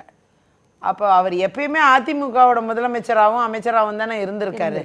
அப்படி இருக்கும் பொழுது இவ்வளோ பணங்கள் எல்லாம் வந்து அவங்க ஆட்சியில் தான் இருந்தாங்க, இப்போ அவங்களே தான் எழுதுறாங்க. அவ்வளோ பணங்கள்லாம் எங்கேருந்து அவர்கிட்ட வந்துச்சு, உண்மையாகவே அவர்கிட்ட இருக்கா, இவங்களுக்கு எப்படி தெரிஞ்சிருக்கு, அப்போ இது என்ன நடக்குதுங்கிறது நம்ம பொதுவாக மக்களுக்கு அறியப்பட வேண்டிய ஒன்று இல்லையா? இது பன்னீர்செல்வமா இருக்கட்டும், எடப்பாடி பழனிசாமியா இருக்கட்டும், யாரா இருக்கட்டும், இது எல்லாமே சொல்றது உண்மையிலே வேடிக்கையாக. இது எங்க இருந்து இந்த பணங்கள்லாம் வருது? இப்ப இத ரெண்டு வேடிக்கையும் பாருங்க, ரெண்டு முரண், வேடிக்கைன்றத முரண்னு சொல்லணும். அப்ப அவங்களாலயும் பேரம் பேச முடியும், இவங்களாலயும் பேரம் பேச முடியும்ங்கற மாதிரி தான் நம்ம பார்க்கணும். ஜெயலலிதா அவர்களுடைய ஆட்சி ஊழல் மலிந்த ஆட்சி, அவரே ஊழலுக்கு மாஸ்டர் மைண்டாக இருந்தாருன்னு தீர்ப்பு வருது. அந்த தீர்ப்பை வரவேற்று வெடிவைத்து பன்னீர்செல்வம் அவர்கள் கொண்டாடுறாங்க. உங்க கட்சியில பன்னீர்செல்வம் அவர்கள் வந்து பொருளாளராக, அமைச்சராக, பொதுப்பணித்துறை அமைச்சராக, முதலமைச்சராக இருந்து அதிமுக ஆட்சியில், ஜெயலலிதா அவர்கள் ஆட்சியில் இருக்கும்போது அவர் அமைச்சர், அவர் சிறையிலும் ஆட்சியில் இல்லாத நேரத்தில் அவர் முதல்வர். அவர் 15,000 கோடி சொத்து செல்வம் சேர்த்தார், பணம் சேர்த்தார் அப்படின்னு சொன்னா அது அதிமுக ஆட்சியில் தான் நடந்திருக்கணும், அது முதலமைச்சர் மேற்பார்வையில் தான் நடந்திருக்கணும். அப்ப இந்த இரண்டு முரணையும் எப்படி பார்க்கிறது? ஜெயலலிதா அவர்களை தண்டிச்சா இவங்க கொண்டாடுறாங்க அந்த தீர்ப்பை, இவர் ஊழல் செய்தாருன்னு அவங்க சொல்றாங்க. அப்ப இரண்டுமே எதை உணர்த்துது? இல்லையா, இப்ப கட்சியில நம்ம கட்சி பத்திரிகை பத்தி அம்மாவுக்கு தெரியும் முறை சொல்லி நமது எம்ஜிஆர் அது வந்து தொண்டர்களுக்கு ஒரு நம்பிக்கை ஊட்டுற வகையில் கூட இருந்தாண்டா இதெல்லாமா இருமா இருமா இருமா இருமா இருமா இருமா கருத்து அவர் கருத்தை சொல்லி முடிச்சிருக்கேன் சார். இருமா இப்ப கூட இல்ல ஒரு இல்ல இல்ல ஒரு ஐயா ஒரு நிமிஷம் இருங்க. இன்றைய செய்தி நாளை இரு, இரு, இரு. அது நடைமுறையில் இருக்கிறதா அது இல்ல அந்த வரலாறு படிச்சுட்டாயா நீ சட்டமன்றம் இவ்வளவு மிகப்பெரிய ஒரு கலங்கத்துக்கு ஆளாச்சு. அந்த வரலாறு அந்த முரசொலியை படிச்சு இந்த 88 சட்டமன்ற உறுப்பினர்கள் இன்னைக்கு இந்த தமிழ்நாடு சட்டமன்றத்தினுடைய ஜனநாயக மரபு அப்படி இருக்கிறனாலதான் ஓரளவுக்கு நாட்டுல ஜனநாயகமும் அரசியலும் நல்லா இருக்கு சொல்லிடுறேன்னா அதாவது கட்சி தொண்டர்களுக்காக அதை வந்து ஒரு மாதிரி நாங்க வந்து நடத்துறோம் ஒண்ணுதாங்கன்னா ஒரு சின்ன பிசுறுனா கூட உடனே வந்து கிரிமினல் டெஃபமேஷன் பாயம். ஆமா கிட்டத்தட்ட 200 கேஸ் எங்க மேல இருக்கு பத்திரிகையாளர்கள் மேல சின்ன சின்ன விஷயத்துக்கு. ஆனா இவங்க வந்து ஆதாரம் இருக்கான்னு எனக்கு தெரியல, அது கட்சி தொண்டர்களுக்காக நாங்க சொல்றோம் அப்படின்னு சொல்லும் பொழுது எங்க மேல போட்ட கிரிமினல் டெஃபமேஷன் கேஸ்லாம் என்ன அநியாயம். ரொம்ப குறைவியா கிரிமினல் இல்ல, நீங்க வந்து வழக்கு கடுமையான நடவடிக்கை எடுக்கணும். பரந்தாமன் இன்றைக்கு எடப்பாடி பன்னீர்செல்வம் எடப்பாடி பழனிசாமி அவர் வந்து வெற்றி பெற்றிருக்கிறார். பன்னீர்செல்வம் 11 வாக்குகளை பெற்றிருக்கிறார். அவருக்கான ஆதரவு யார் ஆதரவு தெரிவிச்சாங்களோ அவங்க உறுதியாக இருந்திருக்காங்க. எதிர்க்கட்சிகள் இல்லாமல் சட்டசபையில் வாக்கெடுப்பு முடிந்திருக்கிறது. இது ஜனநாயகத்துக்கு ஏற்புடையதல்னு விஜயதாரணி போன்றவர்கள் சொல்கிறாங்க. இன்றைக்கு நடந்த சம்பவத்தில் திமுக எதிர்க்கட்சி தலைவர் திரு மு.க. ஸ்டாலின் அவருடைய சட்டை கிழிக்கப்பட்டது, என்னை தாக்கினார்கள், காவலர்கள் குவிக்கப்பட்டு சட்டசபைக்குள்ளே நான் தாக்கப்பட்டேன் அப்படின்னு அவர் சொல்கிறார். கவர்னர் டீம் புகார் சொல்கிறார். காந்தி சிலையிட்ட போய் போராட்டம் இருந்தார். காந்தி போராட்டம் பண்ணி காந்தி அவமானப்படுத்துறாங்க, அதான் கொடுமை. சரி, அதெல்லாம் பிறகு ஒரு நீங்க வந்து உலகத்துக்கு அறவழியை கற்றுத்தந்த அண்ணன் காந்தி கிட்ட போய் வன்முறையாளர்கள் நீதி கேட்கறாங்க, அதான் கொடுமை. சரி, அது அவர் பதில் சொல்லட்டும். நான் இதுக்கெல்லாம் பதில் சொல்ற வகையில சில அரசியல் தலைவர்கள் கருத்து வெளியிட்டு இருக்காங்க. திருமாவளவன், நம்பிக்கை வாக்கெடுப்பில் அத்துமீறல் ஜனநாயகத்துக்கு பெரும் அவமதிப்பு. மார்க்சிஸ்ட் கம்யூனிஸ்ட் கட்சி, சட்டசபை நிகழ்வுகள் தமிழகத்துக்கு தலைக்குனிவு. சட்டசபை மாண்பை குறைக்கும் இன்றைய சம்பவங்கள் தொடரக்கூடாது. வாழ்வுரிமை கட்சி வேல்முருகன். டாக்டர் ராமதாஸ், சட்டப்பேரவை ஜனநாயகமும் மாண்பும் குழி தோண்டி புதைக்கப்பட்டு விட்டன, இப்படி நடந்துக்கிறதுக்கா நீங்கள் சட்டசபைக்கு போனீங்க அப்படின்னு கேட்குறாரு. திமுக வரலாறுலேயே இது ஒரு கரை அப்படின்னு சொல்லி திக தலைவர் வீரமணி சொல்கிறார். திமுக இன்னைக்கு வரம்பு மீறி அத்துமீறி நடந்து கொண்டதா? இல்லை, அதாவது ஒரு குறிப்பிட்ட ஒரு ஊடகத்தை மட்டுமே அனுமதிக்கப்பட்டு அவங்க கொடுக்குற ஒரு கிளிப்பிங்ஸை மட்டுமே எல்லா சேனலுக்கும் போடும்போது இது பார்க்குற பார்வையாளருக்கு அப்படி தெரியும். ஏன்னா சபைக்குள்ளே என்ன நடந்ததுங்கிறது யாருக்குமே தெரியாது. அது உண்மையிலேயே தெரிஞ்ச 2 பேர் இங்கே இருக்கட்டும், தெரிஞ்ச 2 பேரில் இருக்கிறது நான் மக்களுக்கு சொல்கிறேன். உண்மையிலேயே ஜனநாயகம்னா எங்கே ஜனநாயகம் மறுக்கப்படுதுன்னா இது மாதிரி ஒரு முக்கியமாக ஹைகோர்ட்லேயே வந்து ஒரு முக்கியமான வழக்குக்கு லைவ் ப்ரொசீடிங்ஸே பண்ணாங்க ஹைகோர்ட்லேயே. ஆனால் இது ஒரு தமிழ்நாடு எதிர்நோக்கி இருக்கிற ஒரு முக்கியமான ஒரு தருணம் இது. அப்படி இருக்கும்போது லைவ் ப்ரோக்ராமை எல்லா சேனலுக்கும் இவங்க கொடுத்துருந்தாங்கன்னா பரவாயில்ல, செலக்டிவாக அந்த ஜெயா டிவிக்கு மட்டுமே கொடுத்துருக்குறாங்க. அதிலே வந்து ஜனநாயகம் மீறப்பட்டிருக்கு. நம்பர் 1. நம்பர் 2, நீங்க முடிங்க, எங்க தளபதி அழகுதான், அதுல யாரும் மாற்றுக்கிறதுக்கே கிடையாது. அவர் அழகு யாரும் கிடையாது, விடுங்க. அடுத்தது ஜனநாயகத்தை மதிக்கலன்றதுக்கு அது ஒன்று ஊடகங்களை உள்ள விட. அடுத்த என்ன பார்த்தீங்கன்னா, திமுகவினுடைய நிலைப்பாடு சட்டமன்றத்தில் இருக்கக்கூடிய எதிர்க்கட்சி தலைவர் நாகரிகமாக மாண்போடு மரபு மீறாமல் சபாநாயகத்தை பார்த்து என்ன கேட்குறாங்கன்னா, இன்னும் சொல்ல போனால் செம்மலே அவங்க பேசுறதுக்கு அனுமதிக்க மாட்டேன்னாங்க, ஓ பன்னீர்செல்வம் பேசுறதுக்கு கேட்குற அனுமதிக்க மாட்டேறாங்க. ஆனால் சட்டமன்றத்தினுடைய எதிர்க்கட்சி தலைவர் தளபதியும் துணைத் தலைவர் துரைமுருகன் 2 பேரும் தான் சபாநாயகர்கிட்ட கேட்டு அவங்க எதிர்த்தரப்பாக இருக்காங்க, அவங்களுடைய குறைகளை சொல்லணும்னு சொல்கிறாங்க, அதனால் நீங்கள் அவங்களுக்கு வாய்ப்பு கொடுக்குறோன்னு சொல்லி கேட்டு வாய்ப்பை பேச வச்சாங்க. எவ்வளோ தூரம் திமுக மரபுகளை மதித்து வருதுன்னு பாருங்கள். அடுத்தது சபாநாயகரை பார்த்து கேட்குறாங்க, நீங்கள் வாக்கெடுப்பு நடத்துகிறத வந்து ரகசிய வாக்கெடுப்பு நடத்துங்க, அப்போ தான் உண்மையான ஒரு ஜனநாயகம், மக்கள் பிரதிநிதிகள் வந்து வெறுப்பு இல்லாமல் வாக்களிப்பாங்க அப்படின்னு சொல்லி அவர் கேட்குறாரு. இந்த வரைமுறை அல்லது இந்த மரபு மீறியது அல்லது இன்னைக்கு இந்த கருப்பு நாள் அப்படின்னு சொல்லக்கூடியதெல்லாம் யார் இதற்கு காரணம்னா சபாநாயகர் தான் காரணம். நம்பர் 1. அடுத்தது இதையெல்லாம் திட்டமிட்டு சபாநாயகர் என்ன பண்ணுறாரு, அவையை ஒத்தி வைக்கிறாரு. கொஞ்ச நேரத்தில் ஒத்தி வச்ச சபாநாயகர் என்ன பண்ணுறாருன்னா, திடீர்னு அதாவது மார்ஷல் எப்பவுமே இருக்கக்கூடிய ஒரு ஸ்டாஃப்ஸ், என்கிட்ட ஆதாரம் இருக்குது, நான் அதை சொல்கிறேன், எனக்கு ஆத்தென்டிகேஷனாக இப்போ வந்துருச்சு. மார்ஷல்ன்றது வந்து ஒரு சபைக்காக இருக்கக்கூடிய ஒரு காவலர்கள், அது எப்போதுமே சட்டமன்றத்தில் இருக்கக்கூடிய காவலர்கள். ஆனால் இந்த செயல்பாட்டுக்கு பிறகு சபாநாயகனுடைய அறிவுறுத்தலின் பேரில் யூனிஃபார்மில் இருக்கக்கூடிய ஐபிஎஸ் ஆஃபீஸர்ஸ் இதில் வந்திருக்கக்கூடியதில் நான் உறுதிப்படுத்தி கொண்டேன் சட்டமன்ற உறுப்பினர்களோடு, ஒரு ஐபிஎஸ் ஆஃபீஸர் தேவைப்பட்டால் பேரும் சொல்கிறேன், அந்த லெட்டர்லாம் வாட்ஸ்அப்பில் சர்க்குலேட் ஆகிட்டு இருக்கு. அந்த லெட்டரில் இருக்கக்கூடிய ஒரு ஐபிஎஸ் ஆஃபீஸர், இன்னும் சொல்ல போனால் சுதாகர் என்ற பெயரை சொல்லுகிறார்கள், அந்த ஐபிஎஸ் ஆஃபீஸர் அவரே வந்து மார்ஷல் ட்ரெஸ்ட்டில் உள்ளே வந்திருக்கிறார்.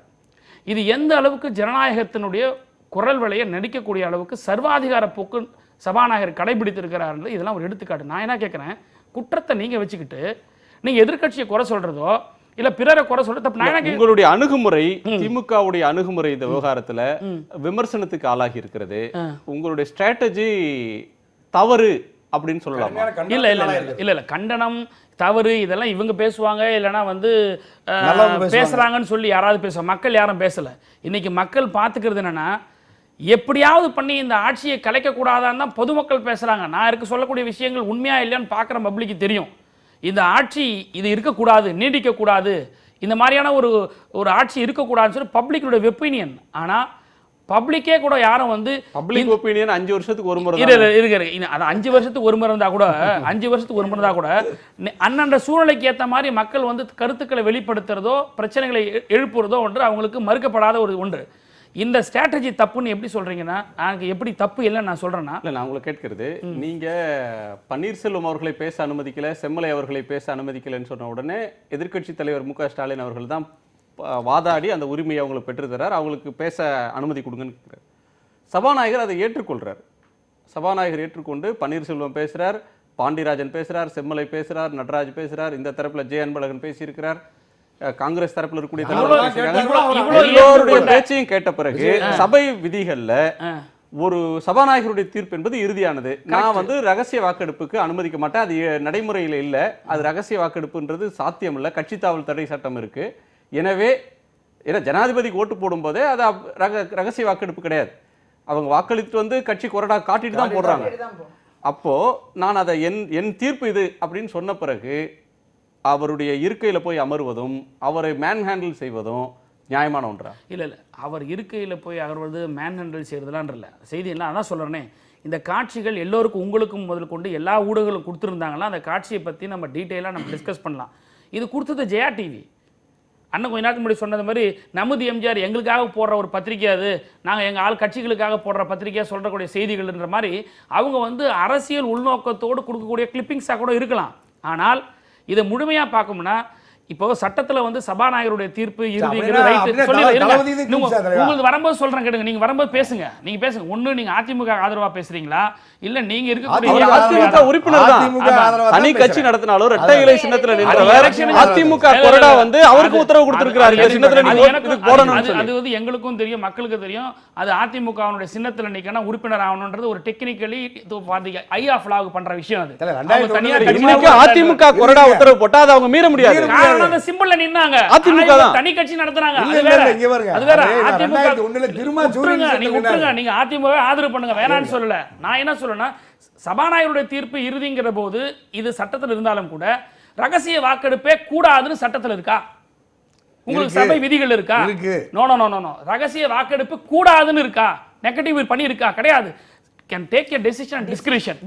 டிஸ்கிரிஷன்ங்கிற இடத்துல தான் சபாநாயகர் இன்னும் ஃபேரா நடந்திருக்கலாம். உண்மையிலே சொல்ல போனா இந்த அளவுக்கு ஒரு மிகப்பெரிய ஒரு அசாதாரண சூழ்நிலை ஏற்பட்டிருக்கு. கண்ணுக்கு தெரியுதுங்க, கொண்டு போய் எல்லாரையும் அடைச்சி வச்சிருக்கிறாங்க, பேரம் பேசியிருக்கிறாங்கன்னு சொல்லப்படுகிறது. இதெல்லாம் நடக்கலன்னு சொல்லி யாருமே பாமர மக்கள் கூட தெரியாது. இப்படிப்பட்ட சுச்சுவேஷன் உண்மையிலே சபாநாயகர் வரலாற்று இடம் பிடிக்கணும்னா, நான் வந்து நேர்மையா இருக்கிற சபாநாயகரா இருந்தேன்னா இது நான் வந்து நான் வாக்கெடுப்பு கொடுத்திருப்பேன்னு சொல்லி இருந்தாருன்னா இது ஒரு க்ளீன் ஹேண்ட். இல்ல அடைச்சு வச்சிருக்கதா சபாநாயகர் கூவத்தூருக்கு போன சபாநாயகர் எப்படி கரெக்டா இருப்பாரு? கூவத்தூருக்கு போன சபாநாயகர் எப்படி கரெக்டா இருப்பாரு? நீங்க சொல்லுங்க பார்க்கலாம். அவர் ஃபேவரா அவர் அன்ஃபேவரா ஒரு பயாஸ் இல்லாம இருப்பாருன்னு எப்படி சொல்ல முடியும்? எப்படி ஐபிஎஸ் ஆபீசரா காக்கி ட்ரெஸ்ல இருந்தவர மார்ஷல் ட்ரெஸ் போட சொல்லி சொன்னது எந்த விதியில இருக்கு? நீங்க அதே ஒரு நிமிஷம் இருங்க. அடைச்சு வச்சிருக்கிறதாக நம்ம வழக்கறிஞர் பரந்தாமணியா திமுக ஊடகம் தான் சொல்லுச்சு, ஒரு நிமிஷம் இருங்க, ஊரே சொல்லுச்சு. இருங்க 50 கிலோவுல 8ஆம் தேதி அன்னைக்கு உள்ள வர்றவங்க இன்னைக்கு காலையில 54 கிலோவில் வர்றாங்க. அடைச்சு வச்சிருந்தா வாயில துணி வச்சிருந்தா ரொம்ப கடுமையா அவ்வளவு எல்லாரும் கருப்பா போனவங்க 10 நாள்ல 4 கிலோ கூடியிருக்காங்கன்றீங்களா? ஒரு நிமிஷம் இருங்க. அப்போ இவரே ஒத்துக்கிறாரு அப்ப இவரே ஒத்துக்கிறாரு இவரே ஒத்துக்கிறாரு அது மட்டும் எவ்வளவு சீரியஸான விஷயத்தையும் கலகலப்பா பேச முடியும் போல் இருக்கு. எனக்கு ஒரு வாய்ப்பு கொடுங்க, எனக்கு ஒரு நான் வந்து சொல்ல வந்த இதுதான் எல்லாருமே கூவத்தூர் கும்மாளன் பேசுறாங்க பப்ளிக். கூவத்தூர் கும்மாளன் பப்ளிக் பேசுது, வாட்ஸ்அப்ல சொல்றாங்க. வாட்ஸ்அப்ல உங்க பப்ளிக்ல பேசுறதெல்லாம் நம்ம பேசிட முடியாது சமூக வலைதளம். அது கருப்பா போனவங்க சிவப்பா இருக்கிறதும் எடை குறைவா போனவங்க கூடி அதுக்குதான் அவங்க இருக்கிறதும் தேர்ந்தெடுத்துருக்காங்க. நல்ல வேளை உறவுகள் நூதனமான காரணங்களா சொல்றீங்க தனியார். நான் கண் கூட பார்த்தேன் அப்படி. அப்பனா இதெல்லாம் தேவைன்னா கூவத்தூர் போங்க எல்லாம். நீங்க ஒரு தொகுதியில வேண்டாம், கூவத்தூர்ல தான். ஒரு நிமிஷம் அவர் சொல்லி முடிக்கிட்டு அவருடைய கருத்து இப்ப மேலான கருத்துக்கள். டெல்லியில கெஜ்ரிவால் இருந்தாரு, உடல்நல பாதிக்கப்பட்டு பெங்களூர்ல வந்தாரு, நல்லா ஆகி போறாரு, மறுபடியும் போய் நல்லா இயற்கையா வேலையை பார்க்குறாரு. அது மாதிரி சட்டமன்ற உறுப்பினர்கள்லாம் நீங்க கூவத்தூர்ல தங்கி இருந்து மக்கள் நல பணிகளை எப்படி செய்யணும், அது உடலை எப்படி ஆரோக்கியமா வச்சுக்கணும், மக்களுக்கு தொண்டாற்றுறதுக்கு தான். இவங்க இல்ல இவங்களுக்கு எல்லா விதமான பர்சனாலிட்டியும் நம்ம இப்ப இன்க்ரீஸ் ஆயிருக்கு அவங்களுக்கு. இப்ப நீங்க வெளியே போனோடனே மக்களுக்கு அளப்பரிய பணிகளை செய்ய போறாங்க. மக்கள் இப்ப ஆரத்தி எடுத்து வரவேற்க காத்திருக்காங்க நாளைக்கு. ஏன்னா இப்படி உறுதியா இருந்து ஒட்டுமொத்த ஒரு நிமிஷம் தயவு செஞ்சு இங்க வரேன். நீங்க நான் கேட்ட கேள்வி பதில் சொல்லுங்க. நான் சொல்றேன் சபாநாயகருடைய செயல்பாடு மார்ஷல் ஐபிஎஸ் ஆபீசர் Dress மாத்தின்னு வந்து சரியா தப்பா சொல்லுங்க. உலகத்திலேயே இப்படி நீங்க அங்கதான் இருந்தீங்க. ஒரு நிமிஷம், உலகத்திலேயே இப்படி ஒரு மென்மையான அமைதியான சகுப்புத்தன்மை உள்ள ஒரு சட்டமன்ற பேரவைத் தலைவரை தனபாலன் மாதிரி நீங்க ஒருத்தர் பார்க்கவே முடியாது. தனியார் நீங்க ஒரு கருத்து சொன்னீங்க. தனபால் மாதிரி ஒரு கருப்பா பயாஸா போனவங்க பார்க்க முடியாது. கூவத்தூருக்கு வெள்ளையா வந்தாங்க. ஃபேர் அண்ட் லவ்லி விளம்பரத்துக்காரங்க கூட வந்து சொல்லாத இந்த அளவுக்கு யோசிச்சாங்களா? ஒரு வாரத்துல ரிசல்ட் கொடுத்தது இல்ல. நான் கேக்குறது இல்ல, நம்ம ஒரு என்ன எந்த மாதிரியான ஒரு காலச்சூழல்ல இல்ல எந்த மாதிரியான காலச்சூழல்ல நம்ம பேசுறோம்ன்றதை நம்ம யோசிக்கணும். ஒரு பக்கம் விவசாயிகளுடைய தற்கொலை, 120 ஆண்டு காலம் 120 காலத்துல இல்லாத 120 ஆண்டு காலத்துல இல்லாத ஒரு வறட்சி, தண்ணீர் பஞ்சம், குடிநீர் பஞ்சம், விவசாயிகளுடைய துயரம், இப்படி பல பிரச்சனைகள் நம்மள சூழ்ந்துட்டு இருக்கிற ஒரு நேரத்துல இது நடக்கிறது. அப்படியான நேரத்துல எம்எல்ஏக்கள் எடை கூடிட்டாங்க, 7 நாள் இதா இருந்தாங்க. அதை சொல்றேன். இப்ப இவங்க 15 நாள் அவகாசம் இருக்குல்ல, 15வது நாள் வச்சிருக்கலாம்னு சொன்னாங்க. நீங்க சொன்ன இந்த விவசாயிகளுடைய வறட்சி, மக்கள் படுற துன்பங்களை பார்த்துட்டு தான் ஸ்பீக்கர் ஒரே அடுத்து 48 மணி நேரத்தில் வச்சுட்டு உடனே மக்களை போய் பார்க்கணும், கண்ணீர்ல துன்பத்தில் இருக்கிற மக்களை மீட்பதற்கு இந்தியாவும் சர்வதேச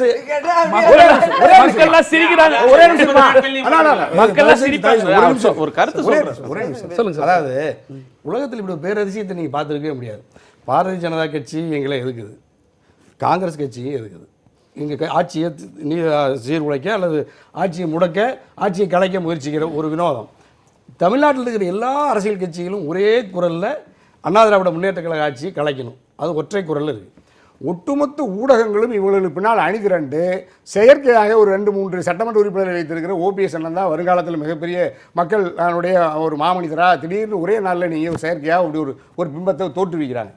இப்போ நீங்கள் அப்படியெல்லாம் ஒரு செயற்கையாக உருவாக்கப்பட்ட இந்த எல்லா வகையான பிம்பங்களை உடைத்து மக்கள் கருத்துன்னு பச்சை பொய்யை சொல்லி மக்கள் நேசிக்கிற அண்ணா திராவிட முன்னேற்ற கழகத்தையும் அண்ணா திராவிட முன்னேற்ற கழகத்தினுடைய சட்டமன்ற உறுப்பினர்கள் மீது மக்கள் வைத்திருக்கிற மாண்பு, மரியாதை, பரிவு இவைகளையெல்லாம் திட்டமிட்டு மடைமாற்றுவதற்கு வாட்ஸ்அப் சமூக வலைத்தளம் என்கின்ற பெயரால் சில திட்டமிட்ட சமூக வலைத்தளங்களை இயங்குகின்ற அரசியல் குற்றவாளிகள் நிகழ்த்திய அந்த பொய் பரப்புரைக்கு அப்பாவி மக்களை இரையாக்குவதற்கு முயற்சித்தார்கள். ஆனால் இந்த ஒட்டுமொத்த சதியை முறியடித்து புரட்சி தலைவர் அம்மா அவர்களுடைய போர்ப்படை தலைவராக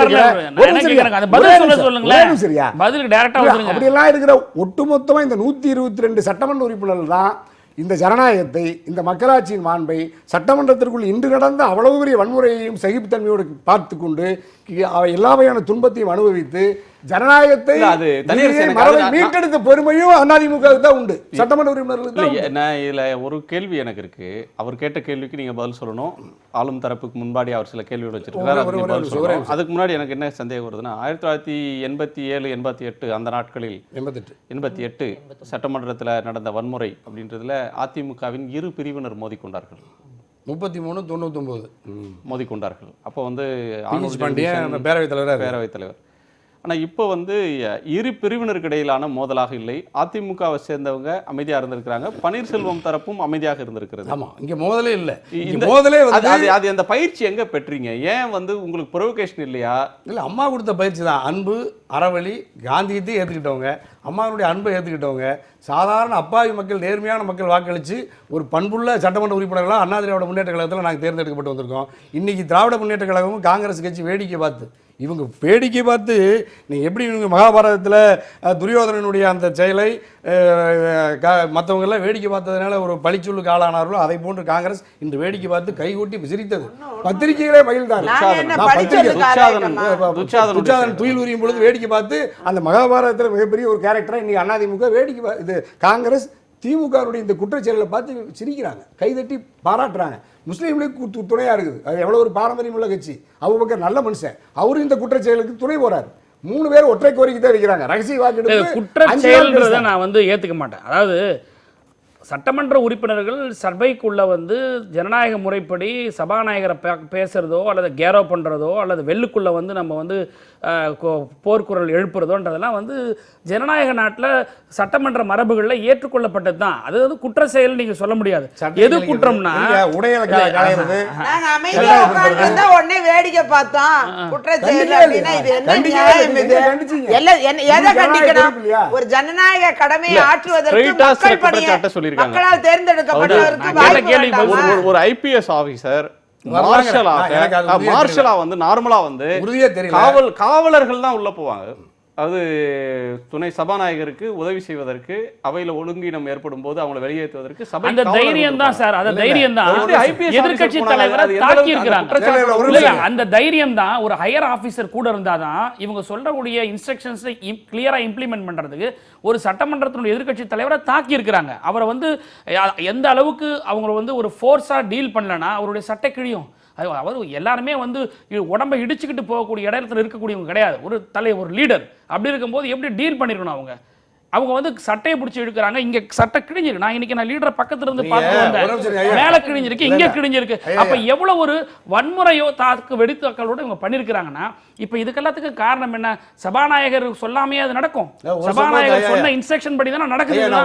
நான் கேட்கிறேன் இன்னொரு கேள்வி. சாதாரணமா செகண்ட் பார்ட் சொல்றீங்க, சபாநாயகர் ஒத்தி வச்சு போயிட்டாரு. சபாநாயகரை கைகளை பிடிச்சு இழுக்கறாங்க. கிழிக்கப்பட்டிருக்கிறது. இல்ல அவர் சட்டை கிழிஞ்சு போச்சுன்றாரு. இல்ல நான் சொல்றேன், காவலர்களுடைய சபாநாயகர் சட்டையை கிழிஞ்சதுன்றத சொல்ற ஒரு டிவி. நான் எங்க லீடர் வெளியில எல்லா டிவிகிட்டையும் காட்டுறாரு. அவர் சபாநாயகர் காட்டின சட்டை ஒரு ஜெயா டிவி கிட்ட மட்டும்தான். இதுக்கு என்ன பதில் சொல்றாங்க? ஏன் எல்லா டிவியும் உள்ள விடல? முக்கியமான நாள் நீங்களே கிழிச்சிட்டு வெளிய போய் கார் விட்டு இறங்கி இல்ல நீங்க அதாவது நீங்க ஒரு பேசிக்கலாம். இல்ல நான் சொன்னேன் அசெம்பிளிக்குள்ளே அப்படி சொன்னாரு. இல்ல நான் என்ன சொல்றேன், நீங்க ஒரு தளத்துல பேசும்போது, ஒரு லீடரை பேசும்போது அதுக்குண்டான நாகரிகத்தோட பேசணும். நானும் சில விஷயங்களை பேச வேண்டியது வரும். அவரே கிழிச்சிட்டு போறாங்கன்றதான் இது கண்டிக்கக்கூடிய விஷயம். அந்த அளவுக்கு உங்களை மாதிரி கோமாளிங்க சட்டமன்ற உறுப்பினர் நாங்க கிடையாது. பரவாயில்ல நீங்க என்ன சொல்றீங்க? அந்த அளவுக்கு கோமாளி சட்டமன்ற நாங்க கிடையாது. நான் என்ன சொல்றேன், நிதானமா எல்லா மக்கள் பிரதிநிதிகள் நிதானமா நிச்சயமா நிச்சயமா நாகரிகத்தை கடைபிடிக்கிறோம். அது அந்த தளத்துல நாகரிகமா உணர்ச்சிவசப்பட்ட நிலையில நீங்க இருக்க வார்த்தைகள். ஆமா, என்ன விஷயம்னா அவ்வளவு பெரிய லீடரை நான் பக்கத்துல இருந்து பாக்குறேன். இன்னைக்கு அவங்க அந்த போராட்டத்தை முடிச்சுட்டு கவர்னர் மாளிகை போயிட்டு வெளியில அவர் அந்த காந்தி சிலையாண்ட இருந்து கைது பண்ணி விடுதலை பண்ற வரைக்கும் கூட இருந்து பாக்குறேன். நிச்சயமா சொன்ன இவ்வளவு பெரிய ஒரு லீடருக்கு இந்த மாதிரி நடக்குதுன்னா சட்டை யார் கிழிச்சாங்க? நீங்க கொஞ்சம் இருங்க, நான் பேசி முடிக்கிறேன். யார் கிழிச்சான்னா சபாநாயகர் உத்தரவுல மார்ஷலுக்கும் இருக்கக்கூடிய அந்த அதிகாரிகளா இல்ல யாருன்னா நீங்க தான் சொல்லணும். நீங்க தான் உள்ள இருந்தீங்க. நீங்க தானே உள்ள இருந்தீங்க. இல்ல எல்லா டிவியும் காட்ட சொல்லுங்க. எல்லா டிவியும் காட்ட சொல்லுங்க, காட்டிருப்பாங்க. இந்த அளவுக்கு ஒரு வன்முறை நடக்குதுன்னா அப்ப ஜனநாயகம் எங்க இருக்கு? ஒரு அப்போசிஷன் லீடருக்கே இப்படின்னா எப்படி நீங்க சாதாரண சட்டமன்ற உறுப்பினர் எப்படி வச்சிருப்பீங்க? சாதாரண மக்களை நீங்க எப்படி நடத்துவீங்க? சட்ட ஒழுங்கு சரியா இருக்குமா? ஐயா ஒரு நிமிஷம். சபாநாயகரை அவருடைய இருக்கையிலிருந்து சட்டையை காமிச்சு கிழிச்சிட்டாங்க சொல்றாங்க. பேரவைத் தலைவர் இவங்களுடைய துணைத் தலைவர் சொல்றாரு. இப்ப பரந்தாமன் சொன்ன மாதிரியே அவரும் சொன்னார். அதாவது நீங்களே கிழிச்சிக்கிட்டு அவர் அதில் தான் ரொம்ப உணர்ச்சி வசப்பட்டார் பேரவைத் தலைவர். நீங்களே கிழிச்சிக்கிட்டு நாங்கள் கிழிச்சிட்டு தான் சொல்கிறீங்கன்னு பேரவைக்குள்ளேயே சொன்னார். ஆமாம் துரைமுருகன் சபாநாயகரை பார்த்து சொல்கிறார். பரவாயில்லைன்ட்டார் அவர். நான் என்ன எவ்வளோ அசிங்கப்படுத்தாலும் பரவாயில்ல, சபை நடத்துறது கொடுங்க கேட்டேன். இல்லை ஜாதி எங்கே வருது? எதுக்கு ஜாதி படிக்கிறார் அவர்? இல்லை அவர் என்ன ஃபீல் அதான் பாருங்கள். நான் சபை அவரை ஒரு தேர்ந்தெடுத்து நின்றது ஒரு தனி தொகுதியாக இருக்கலாம். ஆனால் தமிழ்நாட்டு மக்கள் அவரை தமிழ்நாடு சட்டமன்றத்தினுடைய தலைவராக ஒரு கான்ஸ்டிடியூஷனல் போஸ்ட்ல இருக்கிறவராக தான் பார்க்குறாங்க. அவர்கள் யாரும் அவர் சார்ந்த ஜாதியை வைத்தோ, எடப்பாடி பழனிசாமி அவர் சார்ந்த ஜாதியை வைத்தோ அல்லது இன்னொருவரை அவர் சார்ந்த ஜாதியை வைத்தோ பார்க்கல.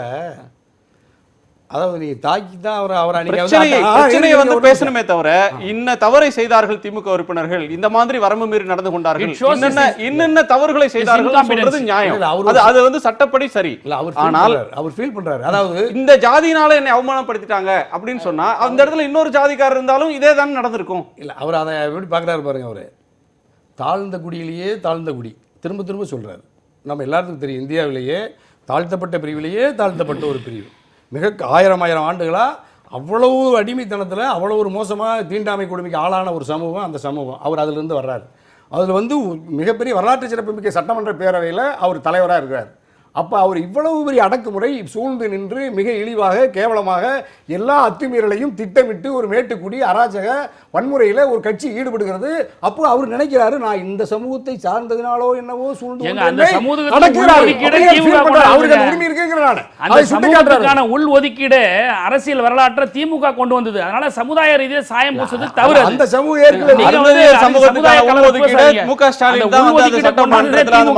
கொண்டு வந்தாரு. பட் அதெல்லாம் பிரச்சனையா இந்த நேரத்தில் ஒரு சட்டமன்ற உறுப்பினருடைய செயல்பாடு அப்படின்ற ஒன்றை நடவடிக்கைகளை பேசியிருக்கிறார். அவர் அப்படி உணர்றாரு.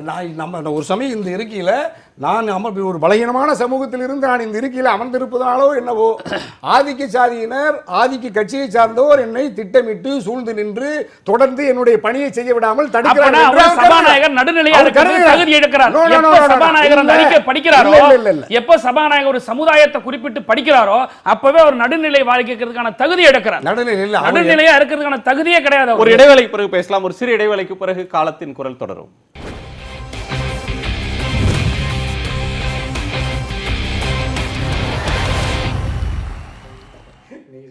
இன்றைய சட்டசபை நிகழ்வுகளை பற்றி பேசிக் கொண்டிருக்கிறோம். காலத்தின் குரல் நீட்சியாக யாமனன் இதில் சில கேள்விகள் வருது. மக்கள் எழுப்பக்கூடிய ஒரு கேள்வி, இன்னைக்கு இருக்கிற நம்முடைய அமைப்பில் சட்டமன்றத்துக்கு நாடாளுமன்றத்துக்கு 5 ஆண்டுக்கு ஒரு முறை ஓட்டு போடுறாங்க. ஆனால் எதிர்பாராத சூழல் வருகிற போது அவங்க விரும்பாத ஒன்று அப்படின்னு வரும்போது ஒரு சாரார் வந்து நாங்கள் இதை ஏற்றுக்கொள்ள முடியலை, நான் அன்றைக்கு ஓட்டு போட்டேன் ஆனால் இன்னைக்கு என்னால் இதை ஏற்றுக்கொள்ள முடியலை அப்படின்னு கொதிக்கிறாங்க, கொந்தளிக்கிறாங்க, வருத்தப்படுறாங்க. அந்த வருத்தத்தை தான் நாங்கள் வந்து பதிவு செய்தோம் அப்படின்னு சொல்லி எதிர்க்கட்சிகள், மக்கள் ஏற்றுக்கொள்ள அதைத்தான் நாங்கள் பதிவு செய்தோம், அதைத்தான் எதிரொலித்தோம் அப்படின்னு எதிர்க்கட்சிகள் சொல்கிறாங்க. இந்த முரண்பாடு அப்படின்றத எப்படி பார்க்கறது? இல்லை, அதாவது ஒரு 5 ஆண்டு காலம் ஓட்டு போட்டோன்னு மக்கள் பொறுத்து கொண்டு தான் இருக்கணுமா, அல்லது எங்களுக்கு விருப்பத்துக்கு மாறான காரியங்கள் நடக்கிறப்ப நாங்கள் எங்களுடைய அதிருப்தியை வெளிப்படுத்துவோம் சமூக வலைதளங்களையோ மற்ற இடங்கள்லையோ நாங்கள் தொடர்ந்து எதிர்ப்பு குரலை வெளிப்படுத்துவோம் அப்படின்னு சொல்கிறது ஒரு டெமோக்ராட்டிக் ரைட்டாக பார்க்கணுமா, எப்படி பார்க்கணும்? இல்லை, அதுதான் சார். அதாவது இப்போ நீங்கள் கான்ஸ்டியூஷன் படி பார்த்தீங்கன்னா MLA select the chief minister, கவர்மெண்ட்டை வந்து அவங்க தான் நடத்துகிறாங்க, நமக்கு வந்து வாக்களிக்கிற வரைக்கும் தான் நம்ம உரிமை அப்படிங்கிற மாதிரி ஒரு செட்டப் இருக்குது. இது இப்போ சீஃப் மினிஸ்டர் செலக்ட் பண்ணுறது கவர்மெண்ட் செலக்ட் பண்ணுறது ஒரு இன்டைரக்ட் எலெக்ஷனாக மாற்றிட்டாங்க. பட் நம்ம கையில் இருக்கிற அதர் டூல்ஸ்னு இருக்கு இல்லையா, நீங்கள் சொல்கிற மாதிரி இந்த இது நீங்கள் இப்போ ரெவல்யூஷன் சொல்லும்போதே ஒரு பர்மனெண்ட் ரெவல்யூஷன் தான் சொல்லுவோம். அதாவது இந்த புரட்சிங்கிறது வந்து ஒரு இடத்துல நிற்கிற ஒரு விஷயம் கிடையாது, அது வந்து தொடர்ந்து கிட்டே இருக்கிற ஒரு விஷயந்தான். அதனால் வந்து எனக்கு என்ன ஆச்சரியம்னா, இவ்வளோ ஒரு முக்கியமான விஷயம் ஜல்லிக்கட்டுக்காக வந்து இறங்கி போராடிய மக்கள் ஏன் வந்து இந்த ஒரு முக்கியமான விஷயத்துக்கு வந்து இன்னும் வெளியில வரல அப்படிங்கிறது ஒரு ஆச்சரியமான விஷயமா இருக்கு. ஒரு அப்சர்வ் முடியல. நான் எதிர்பார்க்கல சார், நான் எதிர்பார்க்கல. இல்ல, அது ஒரு உணர்ச்சி பூர்வமான ஒரு விஷயமாக இருந்தது, தயார் பண்ணாங்க அதுக்கு. அதான் ஏன் வந்து இது வரல அப்படிங்கிறது. இது ஒரு விதத்துல வந்து அவங்க எதிர்கட்சிகளோட ஒரு ரோல் இந்த டெமோக்ரஸியில என்ன அப்படின்னா, அந்த ஒரு இமோஷன்ஸை வந்து ரிஃப்ளெக்ட் பண்றதும் அதை வந்து மொபிலைஸ் பண்றதும் தான் அவங்களுடைய வேலை. ஐ திங்க் அந்த விதத்துல வந்து அவங்க இதை எதிர்க்கிறதும் இதை வந்து அவங்க போராடணுங்கிற மக்கள்கிட்ட போய் சொல்கிறதும் ஒரு கடமையை வந்து அவங்க ஆற்றுற ஒரு விஷயமா தான் இருக்குமே தவிர வேறு எதுவும் சொல்ல முடியாது. மக்களை பொறுத்த வரைக்கும் இந்த கவர்மெண்ட் இருக்கிற வரைக்கும் ஹெல்ப்லெஸ் தான். அதாவது அவங்களுக்கு பிடிக்கல அப்படின்னு சொன்னாலும் அவங்க ப்ரொட்டஸ்ட் மூலியமாக ரோட்டில் இறங்கி காட்டலாமே தவிர, சமூக வலைதளங்களை காட்டலாமே தவிர, சட்டத்தில் வந்து அவங்க வந்து இதை நீக்கிறதுக்கு இது என்னன்னா 72-73 ஒரு மக்கள் உணர்வு அப்படின்ற ஒன்றுக்கு மாறான ஒரு அரசு செயல்பட முடியாது. ஏன்னா அது வந்து கீழ்மட்ட அளவுலையும் ஃபங்க்ஷன் பண்ண முடியாது. அதை நீங்க அடுத்த எலெக்ஷன்ல தான் நீக்க முடியுங்கிற ஒரு செட்டப் இருக்கு நம்ம நாட்டுல.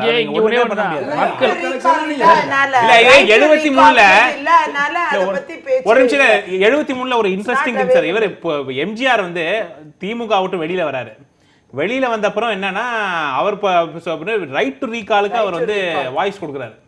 அப்போ வந்து ரைட் டு ரீகாலெல்லாம் நாங்கள் வந்து கொண்டு வர முடியாதுங்கிறது ரிப்ளை வரைச்சு அவங்க ஆட்சியில் இருக்கிறவங்க கிட்டேருந்து அவர் என்ன சொல்றாரு, நீங்க வந்து கிராமங்க இது ஊர் ஊரா போய் எம்எல்ஏஸ் இது முன்னாடி போய் ப்ரொடெஸ்ட் பண்ணுங்க அப்படின்னு சொல்லி அவர் மேல கேஸ் விழுந்து அவர் கோர்ட்ல எல்லாம் போய் நின்றுருக்காரு. அந்த இவர் நம்ம இப்ப மதிமுக அவைத்தலைவராக இருந்தார், அவர் பேர் கணேசன். இல்ல இப்போ அவர் துரைசாமி திருப்பூர் கோர்ட். பன்னீர்செல்வமும் இப்ப பன்னீர்செல்வம் நீங்க சொன்னார் இல்லையா, நாங்க ஊர் ஊரா போய் பண்ண போறோன்னு. இது ஒரு ரொம்ப பொட்டன்ட் ஸ்ட்ராட்டஜி. நீங்க அது வந்து அப்போ ஒரு பொலிட்டிக்கல் ஒப்பீனியனை பில்ட் பண்றதுக்கு ஒரு இயக்கத்துல அவர் மக்களை சொன்னாரு நீங்க போய் நீங்க உங்களுடைய எண்ணத்தை வந்து போய் சொல்லுங்க அப்படின்னு. மக்களால நம்மளால என்ன முடியும் அப்படின்னா இது ஒண்டிதான் முடியும். அடுத்து நீங்க எம்எல்ஏ வந்து உங்க கான்ஸ்டிட்யூன்சிக்கு வரச்சே ஏன் சார் இப்படி பண்ணீங்க, நீங்க வந்து எங்க இன்னைக்கு சட்டசபையில் என்ன நடந்தது, பன்னீர்செல்வம் அவர்கள் ஒரு தரப்பு, இன்னைக்கு வந்து முக்கியமாக கவனிக்கப்பட வேண்டியது ஆளும் கட்சி எப்படி நடந்து கொண்டது, எதிர்க்கட்சி எவ்வாறு நடந்து கொண்டது, ஆளும் கட்சியில் அதிருப்தி குரலை வெளிப்படுத்திய பன்னீர்செல்வம் அவர்கள் தரப்பு எவ்வாறு நடந்து கொண்டது. இப்போ இத்தனை பேர் கலாட்டா நடக்கிறது, அதாவது மறைமுக ஓட்டுக்கு அனுமதிங்க, தள்ளி வைங்க வாக்கெடுப்பை அப்படின்னு சொல்லி திமுக செய்கிறது. இதற்காக நாங்கள் தாக்கப்பட்டோம்னு திமுக சொல்லுகிறது. பன்னீர்செல்வம் தரப்பினர் என்ன நடந்துக்கிட்டாங்க, அவங்க பெர்ஃபார்மன்ஸ் இன்னைக்கு எப்படி இருந்தது? இல்ல என்ன பொறுத்த வரைக்கும் அவர் ஓபிஎஸோட பெர்ஃபார்மன்ஸ் வந்து இன்னைக்கு புவர் பெர்ஃபார்மன்ஸ் இல்ல ஆவரேஜ் பெர்ஃபார்மன்ஸ். இல்ல கண்ணியம் அதிமுக பாராட்டும்படி அதுல இருந்தே நமக்கு வந்து அவர் எதிர்ப்பு சரியா காட்டல. மெரினா பெர்ஃபார்மன்ஸ் சரியில்லை, அதிமுக சட்டசபை பெர்ஃபார்மன்ஸ் ஓகே. இல்ல சட்டசபைக்குள்ள அவ்வளவு பொறுப்பா நடந்துக்கிட்டாங்க. திமுக இவங்களை பார்த்து அவங்களே கூட திமுகவுடைய செயல்பாட்டை கூட சகிச்சுக்காம இந்த 11 பேர் ரொம்ப பொறுப்பா அமைதியா இருந்து. இல்ல சார் எனக்கு இல்ல, நான் வந்து இப்ப நான் உள்ள இருக்கல, முதல்ல அதை வந்து நான் சொல்லிடுறேன், நான் உள்ள இருக்கல ஏன்னா வந்து சில காரணங்களுக்காக.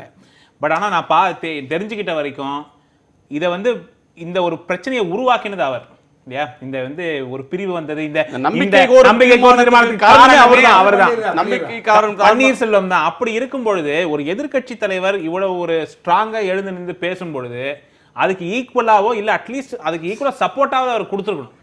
எனக்கு பொறுத்த வரைக்கும் அவர் வந்து எழுந்து நின்று பேசி கேட்டாரே தவிர இந்த சீக்ரெட் பேலட் வேணும் தவிர அதுக்கு மேல வந்து அவர் தாக்கப்படும் பொழுதோ இல்ல வந்து தாக்கப்படும் பொழுதோ இல்ல அவரை வெளியில எவிக்ட் பண்ணும் பொழுதோ நடந்த சம்பவத்தின் போது அவர் இன்வால்வ் கண்டிப்பா ஆயிருக்கணும். ஆகாதது எனக்கு தெரிஞ்சு வந்து ஒரு வருத்தத்தக்க ஒரு விஷயம். அது வந்து ஒரு சாட்சியாக தான் அவர் இருந்தாரு. ஒரு விதத்துல அவர் வந்து டிஃபீட்டை ஒத்துக்கிட்டாரோ, ஒரு ரிசைன் டு ஃபேட்ம்பாங்க, அந்த மாதிரி ஒரு டிஃபீட்டை ஒத்துக்கிட்டு அங்க உட்கார்ந்தாரோ அப்படிங்கிற ஒரு, அதாவது அந்த எம்எல்ஏக்கள் நமக்கு ஆதரவு இல்ல, இந்த இது கவர்மெண்ட் கவுராதுங்கிற ஒரு நிலைமை வந்தப்புறம் அந்த போராட்டத்தை வந்து அவர் ஒரு மாதிரி வந்து நீர்த்து போச்சோ அப்படிங்கிறது. அவரு ஒரு விரக்தியில இருந்தாரு, பாவமா இருந்துச்சு, நல்ல மனுஷன், பாவமா இருந்தாங்க எல்லாரும். நீங்க ஜெயிச்சிட்ட பிறகு அவர் விரக்தியில இருந்தாரு, நல்ல மனுஷன். இல்ல உண்மையா இப்ப நீங்க திமுக நீங்க கூவத்தூர்ல இவ்வளவு பேரை கொண்டு வச்சிருந்து இவ்வளவு நெருக்கடி, ஆட்சி தப்புமா, இந்த ஆட்சி நிலைக்குமா, இந்த எம்ஜிஆர் நூற்றாண்டுல அதிமுக ஆட்சி இருக்குமா அப்படின்ற இவ்வளவு கேள்விக்கும் அவர் எழுப்பின ஒரு குரல் தானே காரணம். இல்ல அந்த குரல் கூட அண்ணா திராவிட முன்னேற்ற கழகத்தை மீண்டும் எழுச்சியோட பயணிப்பதற்கு மக்களிடத்தில் இன்னும் நெருக்கமாகிறதுக்கு ஒரு விஷயம் பன்னீர் அப்புறம் அது மட்டுமல்ல அவருக்கு ஒரு ஐயம் இருந்திருக்கலாம். என்னன்னா ஒருவேளை நம்ம திமுக ரொம்ப இன்னைக்கு சப்போர்ட் பண்ணா இவங்க சொன்ன குற்றச்சாட்டு எல்லாம் உண்மையாயிடும் அப்படிங்கிற ஒரு பிரச்சனை வந்து அவருக்கும் இருந்திருக்கலாம். அதை சொன்னாலும் அவர் இன்னைக்கு ஸ்டாலினுக்கு ஒரு நல்ல சப்போர்ட் கொடுத்திருக்கணும். அவர் கொடுக்காதது வருத்தமான ஒரு விஷயம். கவர்னர் மாளிகைக்கு இவர் போகும்போது கூடவாக போயிருக்கலாம், இல்ல அதுக்கு அப்புறமாவது போய் பார்த்திருக்கலாம். அந்த ஒரு மினிமம் எஃபர்ட். இளம் பத்திரிகையாளர் சாகர் என்ன விரும்புறாரு பாருங்க, அதாவது ஸ்டாலின் தாக்கப்படும் பொழுது கண்டிக்கலைங்கிறாரு, அப்படியெல்லாம் தாக்கப்படவே இல்லை. தாக்கல சார், எடிட் பண்ணும்போது சொன்னேன், தாக்கல வெளியில அனுப்பும் பொழுது அப்படி கூட வச்சுக்குவோம். சரி நீங்க எடிட் பண்ணா இருக்கும். எப்படி தூக்கிட்டு வராங்க ஒரு லீடரை, நீங்க உள்ள கல்ல டிவி பார்க்கல இல்லையா நீங்க, அவ்வளவு அழகா தூக்கிட்டு வரது கொடுத்து வச்சிருக்கணும். அவ்வளவு காவலர் இதெல்லாம் வந்து ஒரு நீங்க வந்து உண்மையிலே இல்ல ஆட்சியே மக்கள் ஓட்டு போட்ட மக்களே நீங்க காமெடியா தான் பாக்குறீங்க. இல்ல அதனால உங்களுக்கு வந்து அதிகார திமிர், உங்களுக்கு மக்களுக்கு அதிகார வரம்பு உங்ககிட்ட இருக்கிறதுனால நீங்க ரொம்ப மக்களை வந்து மதிக்காம ஆணவமா எல்லாத்தையுமே வந்து ஒரு ஜோக்கா பேசுறீங்க. கொடுத்து வச்சிருக்கணும்னு சொல்ற வார்த்தை வந்து கண்டிக்கக்கூடிய வார்த்தை. நீங்க வேற எதனா பேசுங்க, தூக்கிட்டு வரது கொடுத்து வைக்கணும்ன்ற வார்த்தை எப்படி சொல்லுவீங்க நீங்க? நீங்க சபையில பொது தளத்துல பேசக்கூடிய வார்த்தைகள் தான் பயன்படுத்துறீங்க. நீங்க தெளிவுபடுத்துங்களேன், நீங்க சொல்லுங்களேன். நீங்க ஒரே நிமிஷம், தூக்கிட்டு வரது கொடுத்து வைக்கணும் என்ன அர்த்தம்? அது இப்படி தூக்கிட்டு வரலாமா? வெளியேற்றுவதற்கு வந்து ஆப்போசிஷன் லீடர் தூக்கிட்டு வரலாமா? அந்த மாதிரி ஒரு நிமிஷம், ஒரு குழந்தை ஒரு இடத்துல இருந்து வர மறுக்குது, தாய் ஏங்க, அந்த ஒரு சொல்ற குழந்தைய உதாரணத்தை பாருங்க. அந்த குழந்தைங்க. குழந்தைய சரி, அந்த சரி, குழந்தைய சரி, ஒரு ஐயா, நிமிஷம். நான் கோரிக்கிறேன். இது நீங்க ஒரு நகைச்சுவை விஷயத்தை நடத்துறதா, இந்த மாதிரி நகைச்சுவை நடிகர்களை கொண்டாந்து உட்கார வைங்க. பரவாயில்ல. பொலிட்டிக்கலா திங்க் பண்றவங்கள பத்தி பேசுறதா இருந்தா நாங்க வரோம். பரவாயில்ல, நடிகர் பரவாயில்ல. நகைச்சுவை நடிகர்லாம் கொண்டாந்து உட்கார வச்சு நகைச்சுவை இல்ல, பண்ண பரவாயில்ல. அதே மாதிரியா ஒரு இவர் நகைச்சுவை நடிகர் தான் இவரு. பரவாயில்ல. ஆமா. நான் குழந்தைங்கறாரு. எப்படி இல்ல, சொல்லலாம் இவரு இல்ல, சட்டமன்றத்துடைய எதிர்க்கட்சி தலைவர் குழந்தை? இல்ல, இருங்க. அப்ப நீங்களா சோற்றால அடிச்ச பிண்டாங்க. இருங்க. சோற்றால அடிச்ச பிண்டாங்க நீங்க. இருங்க. உங்க அண்ணா நடிகர் தான் அப்படின்னா நீங்க அண்ணாவை தாக்குங்க. ஏன் உங்களுக்கு புரட்சி தனியார் தலைவர் தனியார் ம- மறைந்த ஜெயலலிதா மிகப்பெரிய நடிகை. பரவாயில்ல, நான் மறுக்கலையே. குற்றவாளியை தலைவியா வச்சிருக்க நீங்களே இப்படி பேசும்போது ஒரு உத்தமன தலைவனா வச்சிருக்க நாங்க பேசுறதுக்கு எல்லா தகுதியும் இருக்கு. இல்ல, நீங்க உத்தமரா குற்றவாளியை இருங்க. தலைவியா இல்ல, வச்சிருக்கீங்க இல்ல, நீங்க. இல்ல. யாரு Convicted குற்றவாளி ஜெயலலிதா. ஒரு நிமிஷம் இருங்க. ஒரு உத்தம யார் உத்தம உள்ள ஜெயில இருக்கிற குற்றவாளியை கேட்டு ஆட்சி செய்ய போறார் எடப்பாடி பழனிசாமி. ஒவ்வொரு ஃபைலுக்கும் அம்மா சின்னம்மா நான் கையெழுத்து போடுவா, சின்னம்மா நான் கையெழுத்து போடுவானா போட போறாரு. மக்களுடைய ஆட்சி நடக்க போகுது, குற்றவாளியுடைய ஆட்சி நடக்க போகுது தமிழ்நாட்டுல. இல்ல இருங்க. அதாவது இப்ப நம்ம எப்படி சொல்லலாம்? நீங்க ஒரு குழந்தைன்னு சொல்லலாம். ஒரு நிமிஷம் இருங்க. பூனை முதல்ல வித்ரா பண்ணுங்க இந்த வார்த்தையை. ஒரு நிமிஷம் இருங்க. முதல்ல நீங்க வித்ரா பண்ணுங்க. ஒரு சட்டமன்ற கட்சியோட எதிர்க்கட்சி தலைவரை சொல்றீங்க நீங்க. ஃபர்ஸ்ட் வித்ரா பண்ணுங்க, அப்புறம் அடுத்து பேசுங்க நீங்க. இல்ல, எதிர்க்கட்சி தலைவர் வந்து எப்படி நீங்க குழந்தைங்கன்னு சொல்லலாம் நீங்க? பரந்தாமன் அவர் பேசுறாரு. ஒரு நிமிஷம் மன்னிப்பு கேட்க சொல்லுங்க, இல்ல வித்ரா பண்ண சொல்லுங்க அந்த வார்த்தையை. அனுமதிக்க முடியாதுல்ல நான். ஒரு நிமிஷம். அதாவது சட்டமன்ற காவலர்கள் ஏதோ ரோபோ மாதிரி நினைச்சுக்கிட்டு அவங்க இன்னைக்கு ரவுடிங்க, ரோபோ இல்ல, ரவுடிங்க. அவங்க கஷ்டப்பட்ட கஷ்டத்தை நாங்கள் பார்த்தோம். எவ்வளவு உடைகள் போய் எவ்வளவு கைகளெல்லாம் சிராய்ப்பு ஏற்பட்டு அவங்க எவ்வளவு மணி நேரம் போராடி எவ்வளவு கஷ்டப்பட்டாங்கன்னு எனக்கு தெரியும். அவங்களுடைய வாழ்க்கையில் காவல்துறை இவ்வளவு ஒரு நெருக்கடிக்கு, இவ்வளவு ஒரு உழைப்புக்கு, இவ்வளவு ஒரு மன உளைச்சலுக்கு ஆளாயிருக்கிறது. சப்ஜெக்ட பேச சொல்லுங்க சார். ஆனா சும்மா என்னமோ இவங்க சட்டமன்ற காவலர்கள் பேசுறாங்க, அதை பேசுறாங்க, இதை பேசுறாங்க. நான் கேட்கிற கேள்விக்கு சப்ஜெக்ட் பேசல. ஒரு எதிர்க்கட்சி தலைவர் வந்து தரைக்குறவா பேசுற பொது தளத்துல அதுக்கு மன்னிப்பு கேட்கறதுக்கோ அல்லது வித்ரா பண்றதுக்கோ தெரியல. நீங்க என்னமோ அப்ப நீங்க போய் அவங்களுக்கு உதவி செய்யறதா நீங்க அந்த வேலையை போய் பாருங்க. ஏன் சட்டமன்ற உறுப்பினர் வரீங்க? எதிர்க்கட்சி தலைவர்னா ஏதோ பெரிய அதிசயமா வானத்துல இருந்து பிறந்தாரு போலீஸ்காரங்க அப்படி கிடையாது, அப்படி கிடையாது. நீங்க முதல்ல இவங்களுக்கு மரியாதை கொடுங்க, சும்மா டைவர்ட் பண்ணாதீங்க. நீங்க அதெல்லாம் ஒண்ணு இல்ல. ஒரு அப்போசிஷன் லீடருக்கு மரியாதை கொடுக்க கத்துக்குங்க. நீங்க காவல்துறை அதிகாரிக்கு மதிப்பு தராங்க. எங்களுக்கு தெரியுங்க, அரசு எங்களுக்கு தெரியும். மதிப்பு தராம, சாதாரண மனிதனுக்கு நாங்க எவ்வளவு மதிப்பு கொடுக்கணும் எங்களுக்கு தெரியும். மதிப்பு பத்தி, உணர்வு பத்தி, மனிதாபிமானம் பத்தி, நாகரிகத்தை பத்தி திமுக காரர்களுக்கு நீங்க சொல்லாதீங்க. நீங்க சொல்லாதீங்க. சட்டமன்ற உறுப்பினர் ஒண்ணு நீங்க அதிமுக கார பேசுங்க, இல்லனா உங்க கொண்டு அமைப்பா பேசுங்க. நியாயமா? பேசுறேன். ஒரு எதிர்க்கட்சி அப்பயே அதிமுக துண்டு போடாம கொங்கு துண்டு போட்டு வரீங்க. அதிமுக துண்டு போடுங்க. பரந்தாமன் ஒரு நிமிஷம், அவர் தரப்பு விளக்கத்தை சொல்லட்டும், அதுக்கு பிறகு நான் பேசுறேன். இல்லையா, இப்போ பொதுவாக நீங்கள் நம்ம ஏதோ அங்கே நடந்தது எல்லாமும் திட்டமிட்டு அண்ணா திராவிட முன்னேற்ற கழகம் இந்த நிகழ்ச்சியை ஏற்பாடு செய்து திராவிட முன்னேற்ற கழகத்துக்காரெல்லாம் ரொம்ப கண்ணியமாக இருந்து எந்த தவறும் செய்யாமல் வாய் துறக்காமல் விதிப்படி நடந்த மாதிரியும் யாரோ வெளி காவல்துறையும் அண்ணா திராவிட முன்னேற்ற கழகம் பேரவைத் தலைவரும் திட்டமிட்டு இவங்களை ஏதோ இது மாதிரியான சம்பவங்களில் ஈடுபட்ட மாதிரி உண்மைக்கு மாறா 100 விழுக்காடு தவறான பதிவுகளை வழக்கறிஞர் பரந்தாமன் திராவிட முன்னேற்ற கழகத்தை சார்ந்தவர் இங்கே பதிவு செய்கிறார். முழுக்க அத்தனையும் சித்தரிக்கப்பட்ட காட்சின்னு சொல்றாரு. இந்த நடந்த சம்பவங்களை காட்சி ஒரு விஷயத்தை நான் சித்தரிக்கப்பட்ட காட்சின்றது நான் ஏற்கல. அது நான் ஏற்கல. நான் சொல்றேன் அவர் அப்படி சித்தரிக்கப்பட்ட காட்சி சொல்லல. அவர் அப்படி சொல்லல. நான் என்ன சொல்றேன்னா, அது மற்ற மாநிலங்கள்ல லைவ் காஸ்ட் இருக்கு. இப்ப நாடாளுமன்றத்துல ஒரு மாநிலங்களவையிலயோ மக்களவையிலயோ எந்த ஒரு மசோதா நடந்தாலும் இதுக்கு லோக்சபா டிவி இருக்கு, ராஜ்யசபா டிவி இருக்கு. அந்த சபை நடக்குகிற போது அது கேள்வி நேரத்துல தொடங்கி அவை முடிகிற வரையிலும் அதனுடைய காட்சி நேரடியா ஒளிபரப்புறாங்க. எண்ணிக்கை வரும்போது ஒரு நிமிஷத்துல நம்பிக்கையில்லா தீர்மானத்துல வரும்போது கூட அந்த டிஜிட்டல் ஓட்டிங் நடக்குது, போடுறாங்க. அதில் யார் ஆதரவாக போட்டாங்க, யார் எதிர்ப்பாக போட்டாங்கன்னு. இப்போ நம்ம இதில் அடிப்படையாக கேட்கறது, தமிழ்நாட்டில் அந்த கோரிக்கை இருக்குது, ஏற்கப்படலை. ஆனால் சட்டமன்றம் அது வந்து 66 கோடி ஆகுன்ற ஒரு கணக்கு சொல்லி அதை இழுத்துட்டு இருக்காங்க. இவ்வளவு 1 லட்சம் கோடிக்கு மேல பட்ஜெட் போடுற ஒரு ஸ்டேட் அது வந்து இன்னமும் ரைட். நான் அது கொள்கை முடிவு விட்டா ஃப்ரீயாவே எடுப்பாங்க சார். மக்களுக்கான நன்மை அதுல இருக்கா அப்படின்ற ஒண்ணு இருக்கு. கொள்கை முடிவு மக்கள் நன்மைக்காக இருக்கும். நான் கேட்கிறது முழுமையான ஒன்று தரப்படுறது இல்லை. பெரும்பாலும் சட்டமன்றத்தில் கேள்வி நேரமோ அதற்கு பிறகு நடக்கக்கூடிய விவாதங்களோ பேரவைத் தலைவர் அவர்களால் ஒரு சின்ன அளவில் ஒரு கிளிப்பிங் தராங்க. இப்போ அது விமர்சனத்துக்கு ஆளாகுது. முழுமையாக அனுமதிச்சா, முழுமையாக தமிழ்நாடு சட்டசபைக்கே ஒரு டிவி இருந்தால், திருப்பதி தேவஸ்தானத்துக்கு ஒரு டிவி இருக்கிறது, தமிழக சட்டமன்றத்துக்கு வந்து லைவ் ஸ்ட்ரீம் பண்ணலாம். ஏன்னா கேரளாவில் அப்படி பண்றாங்க. அப்படி ஒன்று இருந்தால் இந்த குற்றச்சாட்டே இருக்காது. இல்லை, அந்த கோரிக்கையை நம்ம அரசியலம் வச்சிருக்காங்க, அரசியல் பரிசீலனை இருக்காரு, அரசினுடைய முடிவு அது ஒன்றும் இல்லை. இப்போ நீங்கள் சட்டமன்றத்திற்குள்ளே முழுக்க தாக்கப்பட்டு சட்டமன்றத்தில் நடந்த எல்லா வகையான சம்பவங்களுக்கும் அண்ணா திராவிட முன்னேற்ற கழக உறுப்பினர்களுக்கு என்ன சம்பந்தம்? ஒரே ஒரு உறுப்பினராவது நீங்கள் அதை வேணால் எந்த காட்சியை வேணாலும் நீங்கள் பார்த்துங்க, எந்த பத்திரிகை ஊடகத்தினுடைய நண்பர்களை கூப்பிட்டாலும் விசாரிச்சுங்க. ஒரு அண்ணா திராவிட முன்னேற்ற கழகத்தினுடைய 122 பேர்ல எடப்பாடி பழனிசாமியை ஆதரிக்கிற ஒரு உறுப்பினராவது இல்ல எடப்பாடி பழனிசாமி ஆதரவு இல்ல, பன்னீர்செல்வம் ஆதரவு 11 உறுப்பினர்களும் எதுவும் பண்ணல. இல்ல அவங்க கூட இல்ல ஒரு நிமிஷம் இருங்க. அவங்க கூட அதிசயத்தக்க அளவிற்கு உண்மையாவே இருங்க இன்னைக்கு உண்மையாவே அதிசயத்தக்க அளவிற்கு எந்திரிச்சு கத்துவாங்க. சில நேரம் அண்ணா திராவிட முன்னேற்ற கழக ஆளும் தரப்புல எந்திரிச்சு கத்துவாங்க, சத்தம் போடுவாங்க. ராஜி எம்எல்ஏவா இருந்தப்ப கூட உங்களுக்கே தெரியும், நீங்களாம் கூட ஏஞ்சி கத்திருக்கீங்க, நாங்களாம் எதிர்த்து கத்திருக்கோம், நிறைய நடந்திருக்கு. ஆனால் இன்றைக்கு பின் டிராப் சைலன்ஸ் அதிசயத்தக்க அளவுல நல்லா சொல்றாங்க.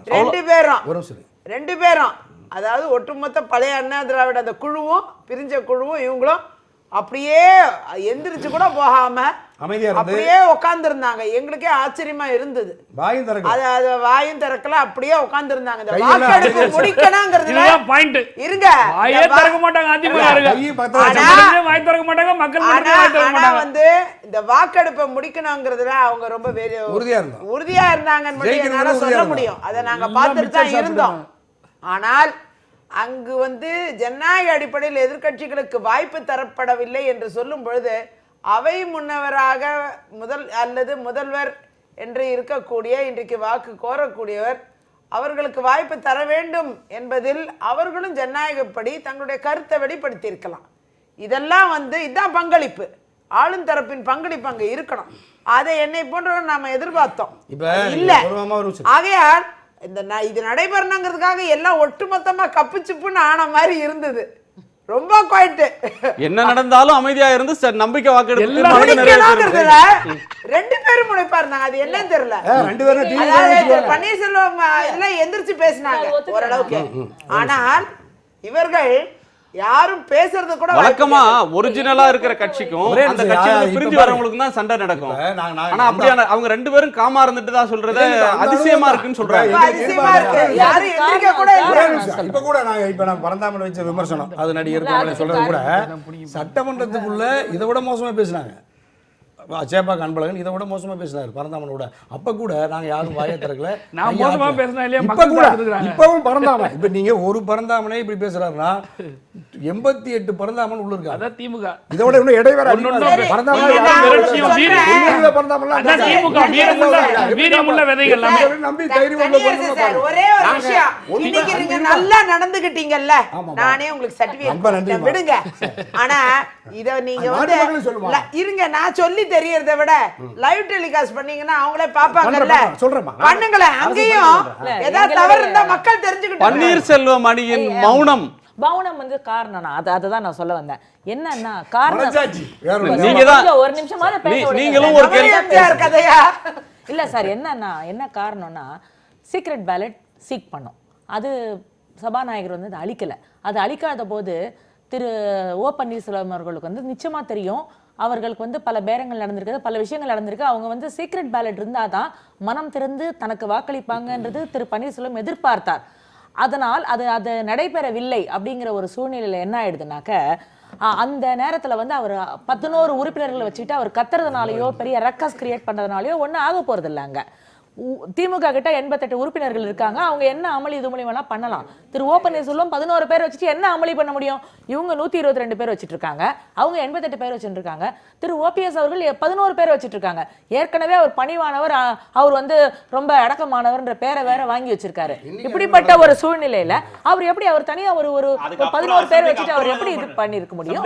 எப்படி பண்ண முடியும் சார்? இல்ல அடக்கமானவர்னா கூட நீங்க கேக்குற கோரிக்கைக்காக தானே அங்க சண்டை நடக்கிறது. Correct sir. பட் அந்த இடத்துல வந்து அவங்களுக்கு சீக்ரெட் பேலட் கொடுத்திருந்தா தானே அவருக்கு வந்து அவருக்கு ஒரு பெரும்பான்மை. நாங்க அந்த தீர்ப்பு முடிவை எதிர்பார்த்துட்டு இருந்தோம்.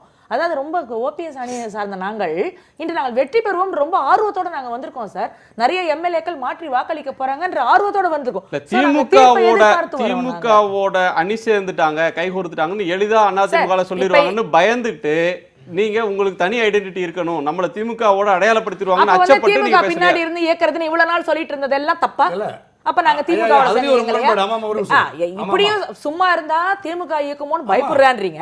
நல்லா நாங்க பெர்ஃபார்ம் பண்ணாங்க, திமுக தான் உங்களை இயக்குது, அதனால தான் தைரியமா இருக்கீங்க. பெர்ஃபார்ம் பண்ணலையே சொன்னா அப்படி சொல்றீங்க, இப்படி சொன்னா அப்படி சொல்றீங்க. அசெம்பிளி செஷன்ல இதெல்லாம் இருந்துச்சு. சரி சார், அசெம்பிளி செஷன் முடிஞ்ச அப்புறம் இப்போ டைம் என்ன ஆச்சு பாருங்க.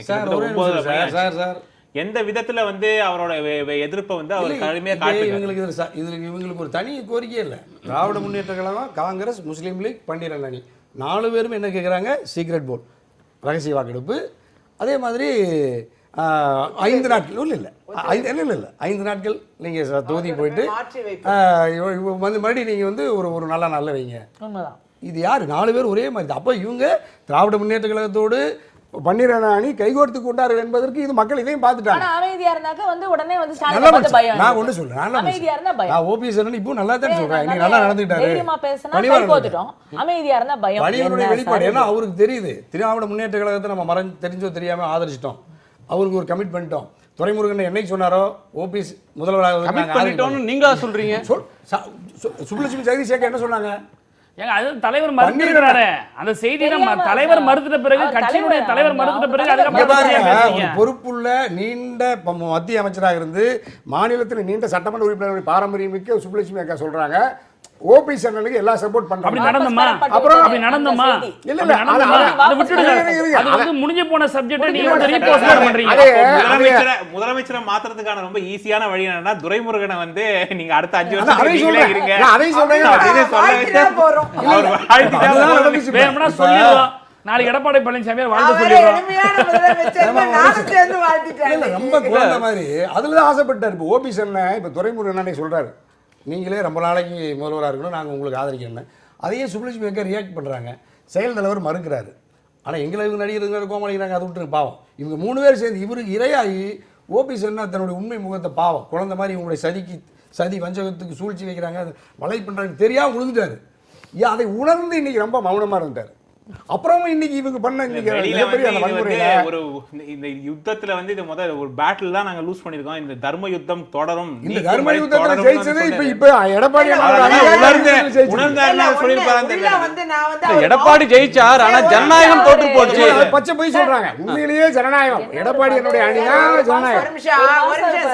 அவர் வந்து நான் வந்து ரொம்ப மௌனமா பேசவே இல்லைன்னு சொல்ல, பேசினார். ஆனா ரொம்ப அமைதியாக நடந்து கொண்டார், ஆக்ரோஷமாக. சரி சார், ஒரு கேள்வி. எல்லா எம்எல்ஏவும் எப்படி அவ்வளவுதானே தவிர எல்லா சட்டமன்ற உறுப்பினர்களும் எப்படி எடுத்துட்டு போனாங்க? எல்லா எடுத்துட்டு போனாலும் இல்ல அப்போசிஷன் இல்ல அந்த சொல்ல வரல. அப்போசிஷன்ல இருக்கக்கூடிய எல்லாருமே வந்து வெஹிக்கிளை இன்டர்செப்ட் பண்றது யாருமே குறை சொல்லல. ஆனா வண்டியை வெளியே நிப்பாட்டி நடந்து போனாங்க. ஆனா அந்த 122 பேர் எப்படி போனாங்க? எல்லாம் மந்திரிங்க கார்ல உட்கார வச்சு கேட்டா மினிஸ்டர்ஸ் கார் போகுதுன்னு சொல்லிட்டு வேற கேட்ல இட்டு போனாங்க. இல்ல அப்ப என்ன டிஃபரன்ஷியேஷன், பார்ஷியாலிட்டி சபாநாயகர் உத்தரவு பாருங்க. அதுக்கு சட்டமன்றத்துடைய எதிர்க்கட்சி தலைவரை ரோட்லயே நிக்க வச்சுட்டு இறக்கிட்டு அங்க இருந்து நடக்க வைக்கிறாங்க. அவர் அமைச்சருக்கு இணையானவர் தானே, அவர் வண்டி போகலையே. கேபினட் ரேங்க் தானே, அவர் கேபினட் மினிஸ்டர் அலோவ் பண்ணா அவரே அலோவ் பண்ணனும். கண்டிப்பா கேபினட் மினிஸ்டருடைய வண்டிக்கு போகுது. அந்த வண்டிக்குள்ள ஒவ்வொரு மினிஸ்டர் கிட்டயும் 4 எம்எல்ஏஸ் உள்ள உட்கார்ந்திருக்காங்க. கேட்டா மினிஸ்டர்ஸ் வெஹிக்கிள்னு சொல்லி கேட் 10ல அனுப்புறாங்க. ஆனா சட்டமன்றத்தினுடைய மற்ற உறுப்பினர்களை இன்னும் சொல்ல போனா தளபதி ஒரு அப்போசிஷன் லீடர் கேபினட் ரேங்க் அவரை ரோட்ல நிக்க வச்சு இறக்கி விட்டுட்டு நடக்க வைக்கிறாங்க. இதுவே பாத்தீங்கன்னா சபாநாயகர் திட்டமிட்ட விஷயம். ஏன்னா இதை இறக்கி விட்டாங்கன்னு வச்சுங்க, இந்த 122 எம்எல்ஏங்களை டக்குன்னு எங்கன்னா ஓடிட்டு போறாங்க. இவங்களுக்கு பயம். என்ன ஜனநாயகம் இதுல? என்ன ஜனநாயகத்துல? சரி சரி, அவங்க அப்படியே அடைச்சு வைத்ததாவே இருக்கட்டும். என்ன இது வந்து இந்த ஆட்சி நிலைக்குமா? பன்னீர்செல்வம் சொன்னாரே சட்டமன்றத்தில் இன்னைக்கு, என்கிட்ட அங்க இருக்கிற மந்திரிங்களே சொன்னாங்க இது அம்மாவுடைய ஆட்சி இல்ல, இது எப்படியாவது கலைக்கணும், ரகசிய வாக்கெடுப்பு வைங்க, என்கிட்ட வந்து பேசினாங்கன்னு பன்னீர்செல்வமே அவையில பேசியிருக்காரு. எம்எல்ஏஸ் கேளுங்க. இல்ல அதிருப்தியில விலகி போறவங்க பேசுற பேச்சு எல்லாமே வேத வாக்கு ஆகிடாது. கிடையாது. பன்னீர்செல்வம் பேசி இருக்கலாம், பேசாமலும் இருக்கலாம், தெரியாது, பேசாமலும் இருக்கலாம். அரசியலுக்காக சில சொல்லுவாங்க. நான் கேட்கிறது, நீங்க சொல்றீங்க ஜனநாயகமா இந்த மாதிரி அழைச்சிட்டு வந்து இப்படி பண்ணது ஜனநாயகமான்னு கேட்குறீங்க. சரி, மக்கள் பிரதிநிதிகள் 5 ஆண்டுக்கு ஒரு முறை தேர்தலை சந்திக்க வேண்டிய நிர்பந்தத்தில் இருக்கிறவங்க இன்றைக்கு தவறு செய்தால் நான் அந்த தவறுக்கு அவர்கள் பதில் சொல்லி ஆகணும். மக்கள் வந்து கேள்வி கேட்பார்கள், காலம் காத்திருக்கணும். ஆனால் நான் கேட்கிறது ஜனநாயகம் வந்து ஒரு உங்களுக்கு தெரிஞ்சால் உங்களுக்கு பிடிச்ச ஜனநாயகத்தை மட்டும் பேசுகிறீங்க, நீங்கள் கேள்வி எழுப்புறீங்க, அதற்கு பிறகு சபாநாயகர் இருக்கையை சூழ்றீங்க, அது மேசைகளை அடித்து உடைக்கிறீங்க, பிறகு சபாநாயகரை அவரை கையை பிடிச்சு ஒருத்தர் இழுக்கிறத காட்சிகளை பார்க்குறோம். அங்கே அதிமுக உறுப்பினர்கள் யாரும் இல்லை, சுற்றி சூழ்ந்திருக்கிறது திமுகவினர் தான். அவரை வெளியேறுகிறார். அவர் வெளியேறும்போது அவரை வெளியேறக்கூடிய நிலைமையில அவரை தடுக்கிறாங்க. சொல்றோம் அவரை கூப்பிட்டு அவரை எந்த ஒரு மனிதனையும் கையை பிடிச்சு இழுக்கிறதுக்கு உரிமை கிடையாது. சபாநாயகர் கையை பிடிச்சு இழுக்கப்படுறார். அவருடைய இருக்கையில் 2 உறுப்பினர்கள் ரங்கநாதனும் குகா செல்வமும் உட்கார்றாங்க. இது ஜனநாயகமா? கரெக்ட். அதாவது இது ஜனநாயகத்துக்கு ஏற்புடைய ஒன்றா? நீங்கள் விரும்புகிற ஜனநாயகம் சொல்றீங்க, நீங்க வார்த்தை நீங்க இல்ல, சொன்னீங்க. ஒரு பார்ட்டி ஜனநாயக நியாயத்தை பேசுறீங்க. அது எம்எல்ஏக்கள் சுதந்திரமாக நீங்க இருக்கணும் கேக்குறீங்கன்றாங்க. நாங்க விரும்புற ஜனநாயகமே கிடையாது. ஜனநாயகன்றது எல்லாருக்கும் ஒண்ணுதான். மக்கள் விரும்புகிறது தான், எல்லாருமே பார்க்குறவங்க விரும்புறது தான். ரகசிய வாக்கெடுப்பு கோருறதுங்கிறது வந்து ஜனநாயகத்தில் எதிர்க்கட்சிக்கு கேட்குற உரிமை இருக்குது, கேட்டிருக்கோம். அதில் எந்த விதமான தவறும் கிடையாது. சபாநாயகரை வந்து நீங்கள் வந்து போகாதீங்க, உட்காருங்க, நடத்துங்கன்னு தான் சொல்கிறோம். அவர் சபாநாயகர் போறாரு. எந்த சூழல்ல போறாரு? இல்ல சொல்றேன், எந்த சூழல்ல அவர் போறாரு? சபாநாயகர் சீட்ல உட்கார சப்ஜெக்ட் வந்து நிச்சயமா வந்து இது விவாதிக்கக்கூடிய பொருள் தான், இல்லன்னு சொல்லல. ஆனால் விவாதிக்கக்கூடிய கண்டிக்கக்கூடிய பொருள் இல்ல இது நான் என்ன சொல்றேன், வருத்தப்பட வேண்டிய விவாதத்துக்குரிய பொருள் அல்ல. இல்ல அதுக்கு ஏன் விவாதிக்கக்கூடிய பொருள்னா, ஏற்கனவே உறுப்பினரே இல்லாத சசிகலாவை கொண்டு போய் சபாநாயகர் சீட்ல உட்கார வச்ச கட்சி தான் அந்த கட்சி. அதை நான் நியாயப்படுத்த விரும்பல. அதை நீங்க விமர்சிச்சீங்கல்ல? இல்ல சசிகலா அவர்கள் உட்கார்ந்து இருந்த நேரத்தில், எம்ஜிஆர் படத்திற்கு அவர் உட்கார்ந்து இருந்த நேரத்தில் அன்னைக்கு திமுகல விமர்சிச்சீங்களா இல்லையா? சபாநாயகர் உட்கார்ந்து இருக்கார். சபாநாயகர் எப்போ உட்கார்ந்து இருக்காரு அது அவை. சபாநாயகர் இல்லாத போது அது அவை இல்ல, அது காலி நாற்காலி தான். சபாநாயகர் உட்கார்ந்து இருக்கும்போது Sasikala உட்கார்றாங்க. when in presence of the சபாநாயகர் சபை நடக்குது. கோர்ட்ல ஜட்ஜ் இருக்கும்போது கோர்ட்டுங்க. அது ஒரு விழா. நான் என்ன கேக்குறேன், இல்ல நான் என்னோட கேள்வி சிம்பிள். என்னோட கேள்வி சிம்பிள். சொல்லிர முடிச்சு. சசிகலா அவர்கள் அமர்ந்ததை நீங்க ஏற்றுக்கொண்டீங்களா? நீங்க விமர்சிச்சீங்களா? அன்னைக்கு இன்னைக்கு வரைக்கும் விமர்சிக்கிறீங்களா? அது மாதிரி ஸ்பீக்கர் சீட்ல அவரை வெளியேற்றி அவர் நிர்பந்தமா போக வேண்டிய நிலைமை உருவாக்கிட்டு அங்க நீங்க உட்கார்ந்தது, உங்க சட்டமன்ற உறுப்பினர் உட்கார்ந்தது நியாயமான ஒன்றா? எங்க stand correct sir. In presence of சபாநாயகர்ல சசிகலா உட்கார்ந்தது தப்புன்னு தான் சொல்றோம். இன் ஆப்சன்ஸ் ஆஃப் சபாநாயகர்ல உட்கார்ந்தது சபை கிடையாது, அது தப்பு இல்லைன்றா என்னுடைய கருத்து. ஏன்னா ஒரு சபாநாயகர் அது ஏற்றுக்கொள்ளக்கூடிய வாதமாக எனக்கு படல. இல்ல கோர்ட் ஹால்ல ஒரு ஜட்ஜ் இருக்கிற வரைக்கும் தான் அது கோர்ட் ஹால், அது கோர்ட். அதுக்கு அப்புறம் வெரி ஹால் பலவந்தமா. ஒரு நிமிஷம். இல்ல கேக்குறேன். இல்ல நான் இந்த ஜட்ஜ் இல்லனா ஜட்ஜ் சீட்ல வந்து இன்னொருத்தர் உட்கார்ந்திரலாமா? ஹால் பத்தி சொல்றேன். ஹால் பத்தி சொல்றேன். ஒரு ஹால், வெறும் ஹால் தான் சொல்றேன் நான். வெறும் ஹால் தான் அது, அவ்வளவுதான். அது அவ்வளவுதான். அது பாராளுமன்றம் இல்ல, பாராளுமன்றம் இல்ல, பாராளுமன்ற இடைவேளை போயிடுச்சு. ஒரு நிமிஷம் உணவு இடைவேளை, சபாநாயகர் எந்திரிச்சு போயிடுறாங்க. இது உட்கார்றது தப்புனா வரேன், ஒரு நியாயத்தை பேசணும். உட்கார்றது தப்புனா சபாநாயகர் ரகசிய வாக்கெடுப்பு எடுத்து மாட்டேன்னு சொல்லி பிடிவாதம் இருக்குது, தப்பு இல்லையா? அதெல்லாம் உங்களுடைய வாதம், அதை நான் மறுக்கல. அது நீங்க கேளுங்க. அது சபாநாயகர் நார்மல் கோர்ஸுக்கு வாங்க. சபாநாயகர் மறுத்துறாரு. இதை ஒத்துக்கிறேன் சார். ஒரு நிமிஷம் சார். ஒத்துக்கிறேன் சார். சபாநாயகர் மறுத்துறாரு. ஒரு அரசியல் கட்சிகள்ல ஒரு சில சட்டமன்ற உறுப்பினர்கள் ஒரு போராடுகிற போது, ஒரு தளத்துக்கு போகும்போது, அவருடைய இடத்துல போகும்போது அதை கட்டுப்படுத்த முடியாத ஒரு சூழல் ஏற்படும். இது எல்லா கட்சியும் இருக்கிறது தான். பட் அதுவே நீங்க வச்சுக்கிட்டு பாயிண்ட் அதுதான் குற்றம். திமுக செஞ்சது மிகப்பெரிய ஜனநாயக விரோதம், இது குற்றம்னா இது ஒன்றும் பெரிய நாட்டினுடைய இருக்கக்கூடிய ஜனநாயக விஷயத்துக்கு போகக்கூடிய விஷயம் கிடையாது. அதாவது இந்த சம்பவம் நடக்கிறது, நாங்கெல்லாம் தான் விட்னஸ் பார்த்துட்டு தான் இருக்கோம். அதீதமாகவே நடந்தது. ஆனால் ஒரு மாண்போடு எதிர்க்கட்சி தலைவர் தளபதி அவர்கள் சட்டப்பேரவை தலைவர் அறைக்கு சென்று கேட்டார். இந்த சம்பவங்கள்லாம் நடந்தது, உண்மையாகவே இந்த நடந்ததெல்லாம் நீங்க மன்னிச்சுக்குங்க, மன்னிப்பா கூட எடுத்துக்கங்க, போயிட்டு வந்தார். அதெல்லாம் அது ஒரு மாண்பு. அந்த மாண்பை அவர் தெரிவித்தார், அவையிலேயே அதை தெரிவித்தார். அதோடைய துணிச்சல் இருக்கிறது அவருக்கு. நாம் அதை தான் வெளியில வந்து செய்தியாளர்கிட்ட சொன்னார். தெரிந்தோ தெரியாமலோ ஒரு சிலர், நான் இவருக்கு தனியரசை தான் கேட்கணும். தொடர்ந்து நடப்பது தவறு, அதை நாங்களே கட்டுப்படுத்த முடியாது. வருத்தம் தெரிவித்தாச்சு அவ்வளவுதான். திரு மு க ஸ்டாலின் சட்டமன்றத்தில் சபாநாயகருடைய அறைக்கே போய் வருத்தம் தெரிவிச்சிருக்கிறார், மன்னிப்பு கேட்டிருக்கிறார். இது நடந்துருச்சு, சிலர் வரம்பு மீறிட்டாங்க, ஆனாலும் சபையை தொடர்ந்து நடத்தணும், வாக்கெடுப்புல ரகசிய வாக்கெடுப்புக்கு சம்மதிங்க, இல்லைன்னா தள்ளி வைங்கன்னு கேட்கிறார். வெளியில வந்து செய்தி, அந்த சட்டமன்ற பதிவேட்டிலையும் வருத்தம் தெரிவிச்சது இருக்கு.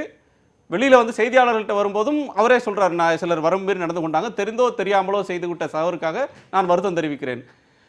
ஒரு ஆளும் கட்சிக்கு எதிர்க்கட்சியும் சட்டசபையில் உட்கார்ந்து அவங்களும் ஓட்டு போட்டார். ஒரு வழக்கமான ஒரு விவாதம் இல்லை, ஒரு மானிய கோரிக்கை இல்லை. ஒரு ஆட்சி நம்பிக்கை கோருகிறது, ஒரு முதலமைச்சர் நம்பிக்கை கோருகிறார். எதிர்க்கட்சியின் நம்பிக்கையும் அவர் பெறணும், எதிர்க்கட்சியோட கூட்டணி கட்சியோட நம்பிக்கையும் பெறணும். 234 உறுப்பினர்களும் யார் எதிர்க்கிறார்கள், யார் ஆதரிக்கிறாங்க அப்படின்றது மக்களுக்கு தெரியணும். அந்த நம்பிக்கை கோர்றதுல எதிர்க்கட்சியினர் போகாம பார்த்து கொள்வது, சபையை சுமூகமாக நடத்துவது அப்படின்றது, எதிர்க்கட்சி இடையூறு செய்தாலும் சபையை நடத்துறதுல பெரும் பொறுப்பு ஆளுங்கட்சிக்கு உண்டு. எனவே ஸ்பீக்கர் ஏன் இறங்கி வந்திருக்க கூடாது? நீங்கள் இப்போ இவங்களுக்கு வந்து வாக்களிக்கிறதுக்கு உரிமை இருக்கணும், இவங்களுடைய நிலைப்பாடை தெரிஞ்சுக்கணும்னு நம்ம ஒன்றும் அசம்பிளியில் தான் இல்லை. இவங்க ஏற்கனவே திராவிட முன்னேற்ற கழகம் திட்டவட்டமாக அதனுடைய செயல் தலைவர், சட்டமன்ற கட்சியினுடைய எதிர்க்கட்சி தலைவர் தளபதி ஸ்டாலின் என்ன சொல்லிட்டாரு, எடப்பாடி பழனிசாமி கொண்டு வருகிற அரசின் மீதான நம்பிக்கை எடுப்பு தீர்மானத்திற்கு எதிராக திராவிட முன்னேற்ற கழகம் வாக்களிக்கும் சொல்லிட்டு முடிச்சிட்டார்ல.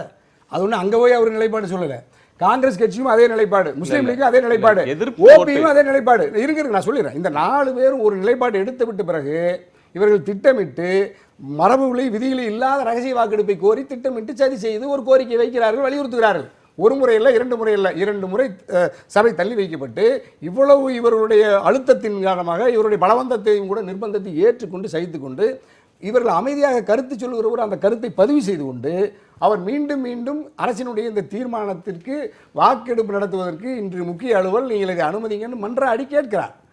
அதை காங்கிரஸ் கட்சி பெருந்தன்மையோடு ஏற்றுக்கொண்டு அமைதியான வழியிலே பாரம்பரியமிக்க காங்கிரஸ் கட்சி பெருந்தன்மையோடு நல்ல அவர்கள் கருத்தை வலியுறுத்துகிறார்கள், பதிவு செய்கிறார்கள், வெளிநடப்பு செய்கிறார்கள். இங்கே யாருக்கு காவலர்களுக்கு வேலை இல்லை, இவருடைய உடையோ அரசினுடைய சொத்தோ சட்டமன்றத்துடைய மாண்பு சீர்குலைக்கப்படவில்லை. காங்கிரஸ் தன்னுடைய ஜனநாயக கடமை ஆற்றிவிட்டு வெளியே போயிடுச்சு. அவருடைய நிலைப்பாடு சரியோ தவிர வேற.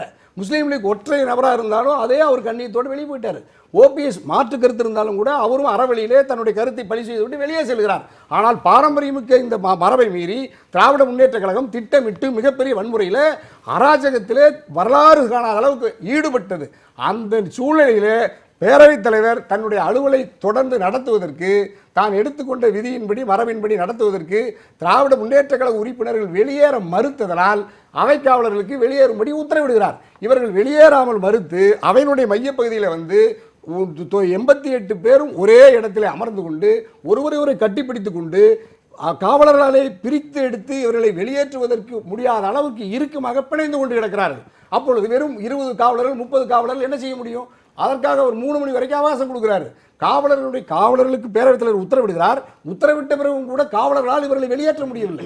அந்த அளவுக்கு மிக கடுமையாக மேஜையின் மீது ஏறி நீங்க அந்த காட்சி நாங்கள் அம்மாவுக்கு நல்லா தெரியும், நீ தனியா கேட்டீங்கன்னு சொல்லுவாங்க. இப்ப இதெல்லாம் ஒரு எதிர்ப்பின் வடிவம்னு பார்க்கிறதா எப்படி? ஒரே நிமிஷம் ஐயா ஒரு சாகரியா, இவ்வளவு நடந்த பிறகும் கூட இவங்க மறு உயரதிகாரிகள் சொல்றாங்க. இவங்க என்ன பண்றாங்க தெரியுங்களா? மிக கடுமையாக காவலர்களை பார்த்து மிக கடுமையாக எச்சரித்து மிரட்டி அனுப்புறாங்க. காவலர்களும் கொஞ்சம் அஞ்சு ஒரு சமயம் ஏதாவது நாளைக்கு பிரச்சனை வந்தா ஆட்சி மாறினா நம்மளுக்கு ஒரு ஆபத்து வருமானு பயந்து தயங்கி ஐபிஎஸ் ஆபீசருக்கு வராது ஆபத்து. வரல ஐபிஎஸ் ஆபீசருக்கு அந்த ஆபத்து வராது. நான் சொல்றேன், அது அவருக்கு இன்னும் கூடுதல் பொறுப்பு இருக்கு. பேரவைத் தலைவர் போய் அறையில் உட்கார்ந்துட்டார் 3 மணி வரைக்கும். அவை காவலர்கள் தான் சொன்ன கட்டளையே அவை காவலர்களே நிறைவேற்ற முடியவில்லை. அவை காவலர்கள் எவ்வளவோ கெஞ்சி மன்றாடி சிறிது தன்னுடைய பலத்தை பிரயோகித்தும் கூட இவர்கள் முடியவில்லை. உயரதிகாரி தகவல் போகிறது, காவல்துறை அதிகாரிகள் எல்லாம் கூடி பேசுகிறாங்க. அதற்கு பிறகுதான் உயரதிகாரிகளே வந்து எனக்கு அது உறுதியாக தெரியல வந்திருக்கலாம், வந்தால் தவறில்லை. அவர்கள் வந்து முறையாக இவர்களை எந்த விதமான சேதமும் இல்லாமல் எந்த ஒரு மரபுப்படி முறைப்படி இவர்கள் பேரவைத் தலைவருடைய உத்தரவை நிறைவேற்றுகிறது காவல்துறை அலுவலர் பெருமக்கள்.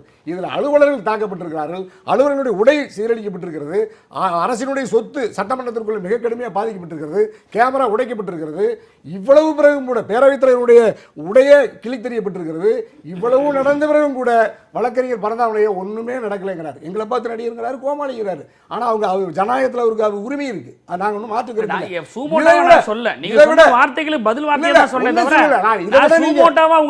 தரம் தாழ்த்தி பேச இதை தவிர நீங்க சட்டமன்ற உறுப்பினர்கள் இவர்களை வெளியேற்றுவதற்கு வேற என்ன வழி இருக்கிறது?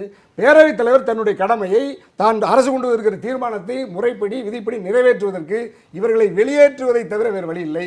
இவர் வெளியேற மறுத்தால் எப்படி வெளியேற்றுவதற்கு மட்டும் பதில் சொல்லுங்க. சாகரோ, ராஜலட்சுமி அம்மாவோ, விஜயதாரணி அம்மாவோ, பரந்தாமனையாவோ, நீங்களோ, நீங்க யார்கிட்ட வேணாலும் கேட்டு சொல்லுங்க. உலகத்தில் இவர்களை வெளியேற்றுவதை தவிர வெளியேற்றி விட்டு இந்த விதிப்படி பேரவைத் தலைவர்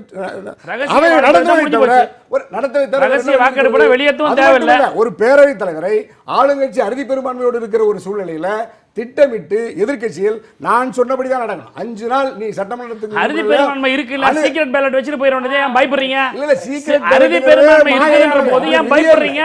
சீக்ரெட் பேலட் வைங்க. இந்த சீக்ரெட் பேலட் வச்சீங்கன்னா அந்த குழப்பத்துக்கே இல்லை. இன்னைக்கு வந்து ஒரு கருப்பு நாளாச்சாரி இந்த மாதிரி சப்ஜெக்டா யாரு சொன்னாலும் சரி, இதுக்கு எல்லாத்துக்கும் காரணம் சபாநாயகர் ஆளுங்கட்சி தான். அது 3 முறை இதுவரையிலும் நம்பிக்கை கோரும் தீர்மானம் நடந்திருக்கு. 52ல் ராஜாஜி கோரியிருக்கார், 72ல் திரு கருணாநிதி அவர்கள் எம்ஜிஆர் பிரிந்த பிறகு கோர்றார். அதுக்கு பிறகு எம்ஜிஆர் மறைந்த பிறகு 89ல் இது நடக்கிறது. இப்போ எல்லா ராம வீரப்பன் அவை முன்னவர் அப்போ கோர்றார் ஜானகிக்காக. 3 தருணங்கள்லையும் ஆளுங்கட்சி வெற்றி பெறுகிறது. வெற்றி பெற்றதாக பிஹெச் பாண்டியன் 97 எம்எல்ஏ இருக்கும்போதே வெற்றி பெற்றதை அறிவிச்சார். அவருக்கு வானலாவை அதிகாரம் அவருக்கு இருந்தது, இன்னைக்கு இருக்குன்னு சொல்றாரு அவரு. பாண்டியனுக்கு இருந்த அதிகாரம் இவருக்கு இருக்காதா, தனபாலுக்கு இருக்காதா? இல்ல அவர் பண்ணதுல இந்த எந்த காலகட்டத்திலேயாவது ரகசிய வாக்கெடுப்பு நடந்திருக்கா? இல்லங்க, யாருமே அதை குத்த சொல்லி நீங்க. நான் ராஜலட்சுமி தான் அந்த கேள்வி கேட்கணும். பாண்டியனுக்கு இருந்த வானளாவிய அதிகாரம், பேரவைத் தலைவராக இருந்த அவருக்கு இருந்த அது PH பாண்டியனுக்கு இருந்த வானளாவிய அதிகாரம் இவருக்கு இருக்காதா, சார் தனபாலுக்கு நான் இருக்காதா? உங்களை ஒன்னே கேட்கறது, எல்லாரும் வந்து இந்த கேள்வியை வந்து ரொம்ப பெருமையான ஒரு கேள்வியா கேட்கறாங்க. நான் உங்களை ஒரே ஒரு வார்த்தை கேட்கறேன். பெருமை சிறுமை PH ஒண்ணும் இல்ல. பாண்டியன் வந்து எந்த கார்ல வந்தாரு? அம்பாசிடர் கார்ல வந்தாரு. இப்ப தனபால் சார் எந்த கார்ல வந்துட்டு இருக்காரு? அவர் வந்து ஃபார்ச்சுனர் கார்ல. காலத்துக்கு தகுந்த மாதிரி நம்ம மாற வேண்டாமா? சட்டங்கள் மாறுகிறது, மனிதர்கள் ஜெனரேஷனே மாறுது சார். அப்பெல்லாம் வேட்டியை தவிர போட மாட்டாங்க. இப்ப பெர்முடா ஷார்ட்ஸ் போட்டுட்டு மட்டன் சாப்பிட்டு மட்டை ஆயிட்டேன்னு ஒரு MLA இல்ல சொல்றாரு. ஒரு நிமிஷம், நீங்க லா படிச்சவங்க, சட்டமன்ற உறுப்பினராக இருந்தவங்க, கொறடான்னு எதுக்கு வச்சுக்கிறீங்க கட்சியில?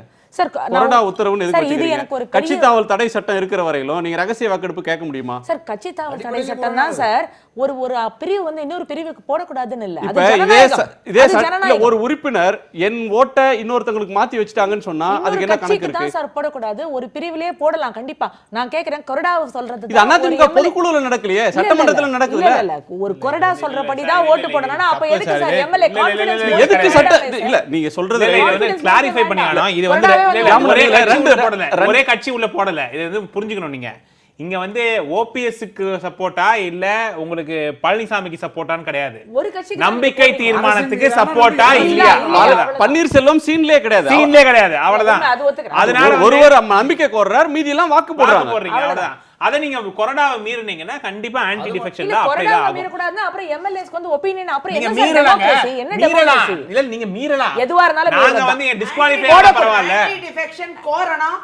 அந்த கவர்னர் தான் கட்சி கடைசியில தரப்பில் ஆன்டி டிஃபெக்ஷன் கோரப்படணும். இப்ப நீங்க இந்த 11 பேர் போட்ட ஓட்டுல கடைசியா திரு பாண்டியராஜன், திரு பன்னீர்செல்வம் மட்டுமே நீக்கப்பட்டிருக்காங்க கட்சியிலிருந்து. அவங்களுக்கு ஆன்டி டிஃபெக்ஷன் அப்ளை ஆகாது.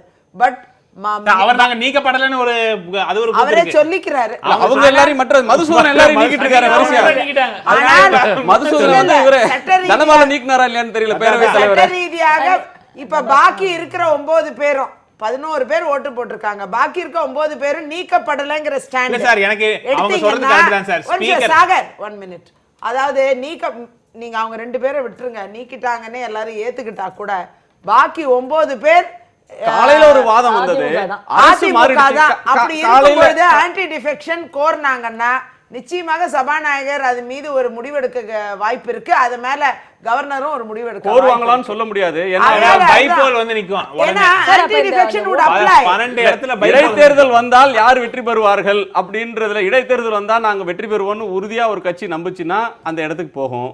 இது கட்சி தாவல் தடை சட்டப்படி இவங்களை டிஸ்குவாலிஃபை பண்ணணும். இதுல நீங்க கட்சி தாவல் தடை சட்டம் வந்து ஆபரேஷன்ல இருக்கிறதுனால சீக்ரெட் பேலட்ங்கிறது ஒரு சிரமம் இருக்குங்கிறது நான் ஏற்றுக்கொள்றேன். அதுல ஒண்ணும் மாற்று கருத்து இல்லை. அப்புறம் ஏன் இந்த கோரிக்கை வச்சீங்க? அப்புறம் எப்படி நீங்க அந்த கோரிக்கை வச்சீங்க? அதே நேரம் சபாநாயகர் தான் சீக்ரெட் பேலட் வேணுமா வேணாமான்னு முடிவெடுக்கிற டிஸ்கஷன் அவர்கிட்ட தான் இருக்கு.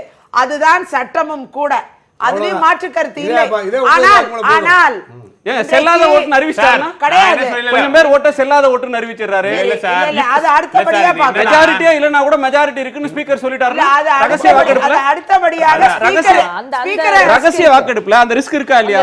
மெஜாரிட்டியா இல்லாத ஒரு அரசு கூட மெஜாரிட்டி இருக்குன்னு சொல்லிட்டாருன்னா அந்த ரிஸ்க்கும் இருக்கு. சபாநாயகரை சேலஞ்ச் பண்ற இடத்துல நாங்களும் இருக்கோம். அதை நீங்க பார்க்கணும். அதுவும் அலௌட் விதிகள்ல இருக்கு. விதியில சபாநாயகர் தீர்ப்பு சொல்லிட்டா அதுதான் இறுதி. இல்ல சபாநாயகர் வாக்கெடுப்பு வந்து ஒரு பார்ட்டி கிட்ட இருக்கிற பெரிய வெப்பன். வாக்கெடுப்புல சபாநாயகர் வாக்கெடுப்புல தவறு நிகழ்ந்தால் சபாநாயகரை சேலஞ்ச் பண்ற இடத்துல விதிகள்ல இடம் இருக்கு. நீங்க அதை புரிஞ்சுக்கணும்.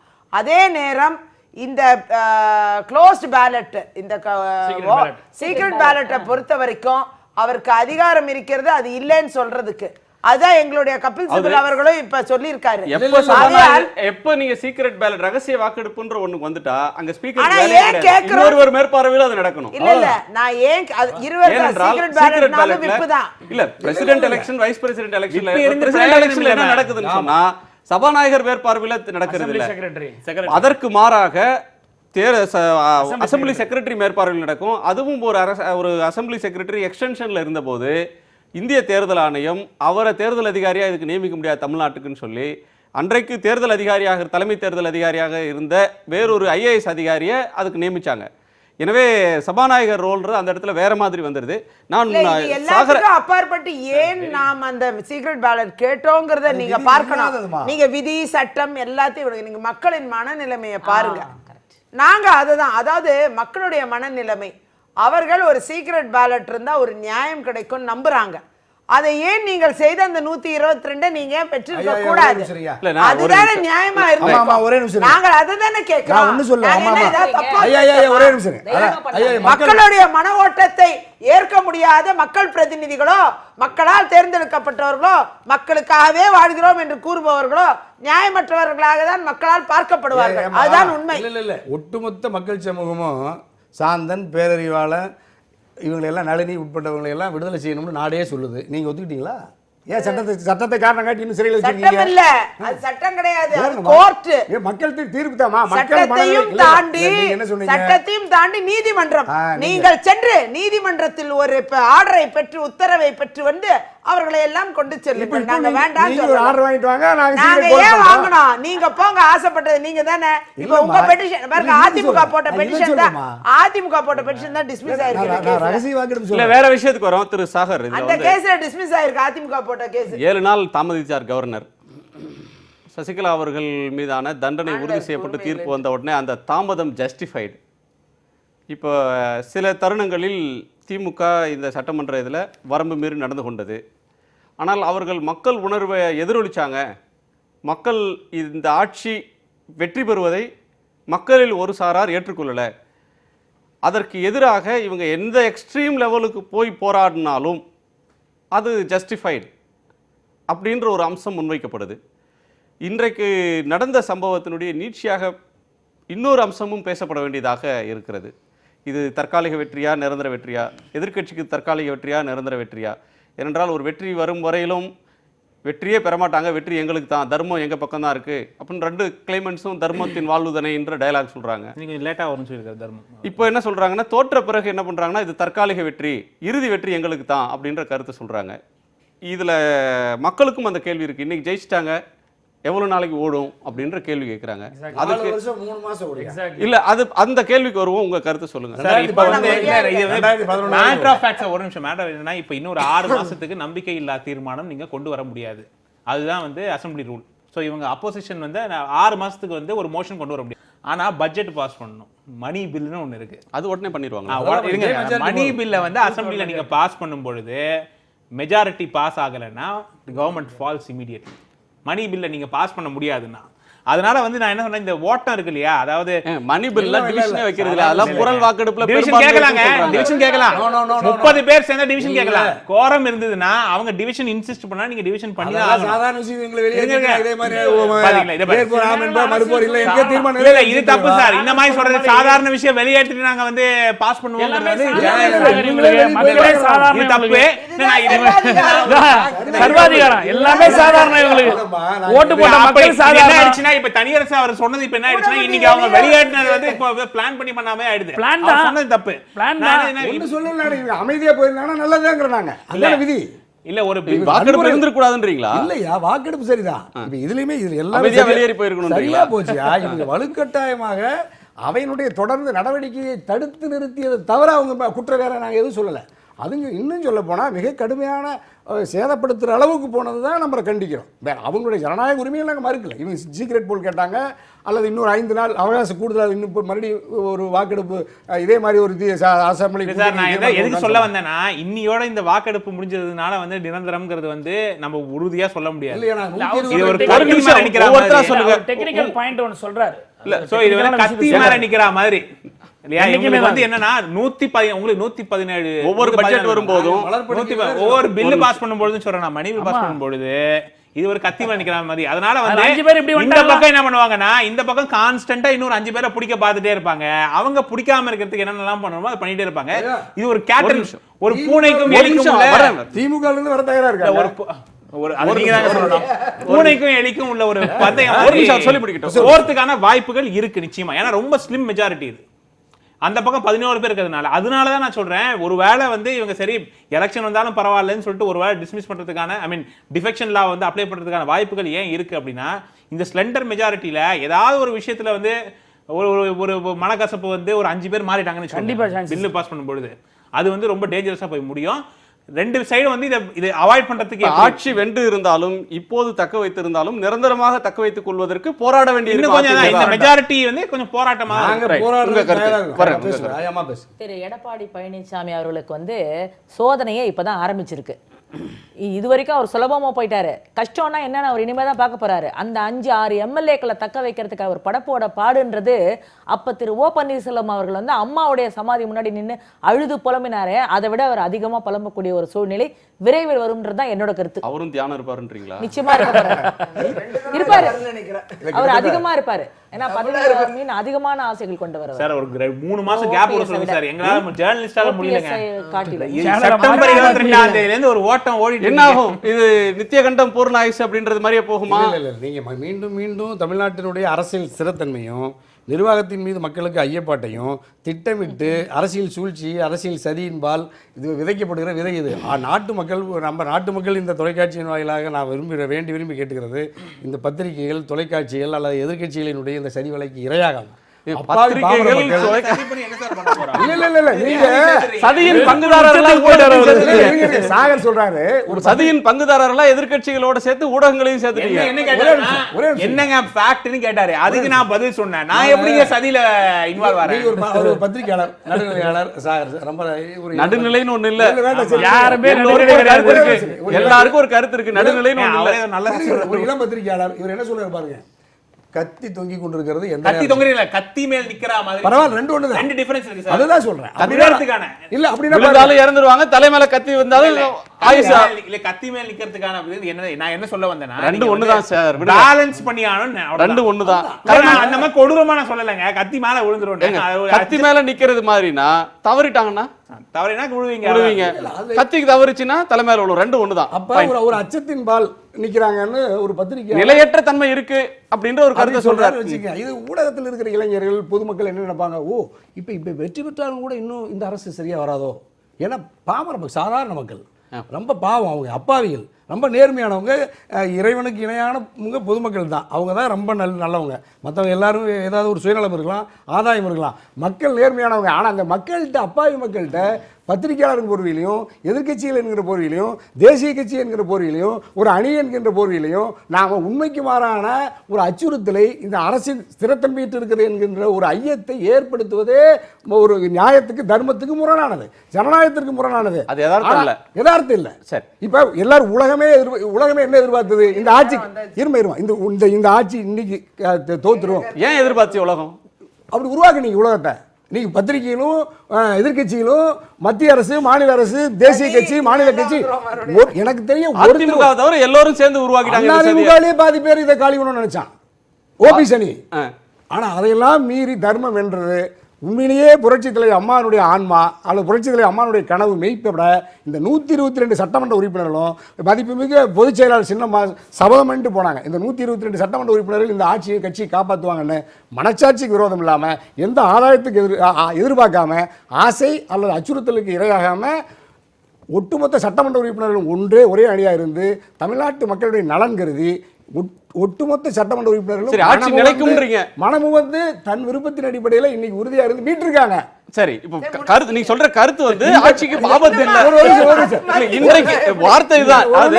நான் தெளிவா சிம்பிளா சொல்லிடுறேன். தனியார் தமிழ் இருக்க அது வந்து ரொம்ப இழுத்து சொல்ல. நான் மீட்கப்பட்ட அரசு இன்று 4 ஆண்டுகள் 3 மாசம் 3 மாதங்கள் இன்னும் ஏற்கனவே தந்த வாக்குறுதிகளை நிறைவேற்றி புதிய தராத வாக்குறுதிகளையும் மக்கள் நல திட்டங்களையும் தந்து தமிழ்நாட்டு மக்கள் 7 கோடி பேருடைய அன்பை அண்ணா திராவிட முன்னேற்ற கழக அரசு பெறும்.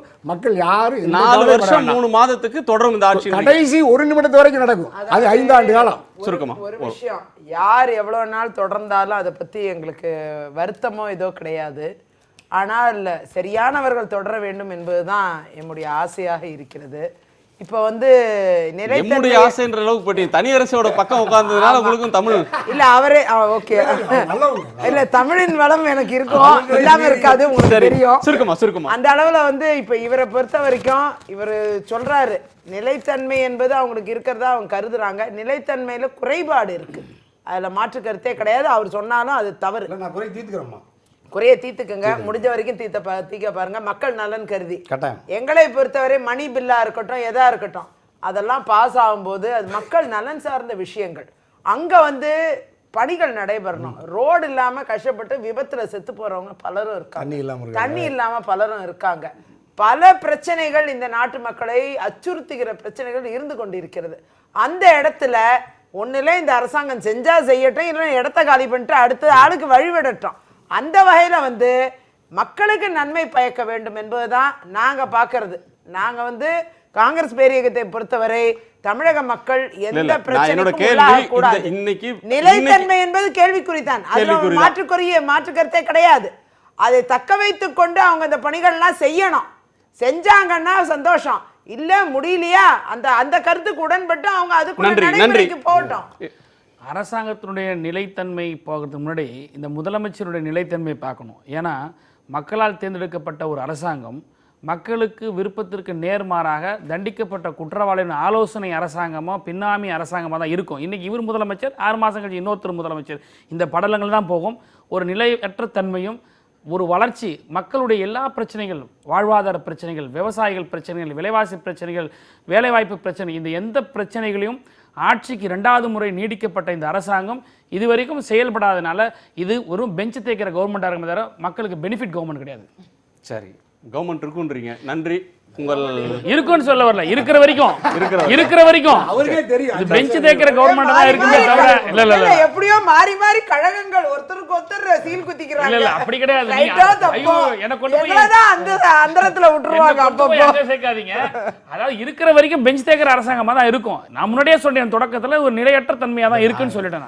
ஒரு நிலையற்ற தன்மைக்கு இன்றைக்கு ஒரு முடிவு வந்திருக்கிறது. இன்னும் 6 மாத காலத்திற்கு இந்த நிலைத்தன்மைக்கு பங்கம் இல்லை.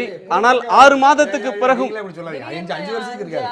இன்னொரு நம்பிக்கையில்லா தீர்மானத்தை, இப்ப நம்பிக்கை கோரும் தீர்மானம் வந்தது, அவங்க நாளை நம்பிக்கை இல்லா தீர்மானத்தை கொண்டு வரலாம். அப்போதும் எத்தனை முறை நம்பிக்கையில்லா தீர்மானம் வந்தாலும் வெற்றி பெறுவோம். பார்க்கலாம். நன்றி. இவர் எடப்பாடி பழனிசாமி சீஃப் மினிஸ்டர் வச்சிருக்கீங்களா இல்ல அந்த குடும்பத்துல யாரை கொண்டாடுறீங்கன்னு பார்க்கலாம். ஜனநாயகத்துல அதுக்கு வாய்ப்பு இருக்குயா, எல்லாம் வாய்ப்பு இருக்கு. திருட்டு ஜெயிலுக்கு போன ஐவருக்கும் நன்றி. திரு தனியரசு உங்களுக்கு தனி நன்றி. 4 பேர் எதிர்த்து பேசுறப்ப ஆளும் கட்சியின் சார்பில் இருந்து ஒருவர் தான் அதுக்கு பதில் சொல்றீங்க. அந்த வகையில் உங்களுக்கு நன்றி. 4வருடைய கருத்து பகிர்வுக்கும் நன்றி. மீண்டும் சந்திப்போம். நன்றி, வணக்கம். இது காலத்தின் குரல். திக்கெட்டும் பரவட்டும்.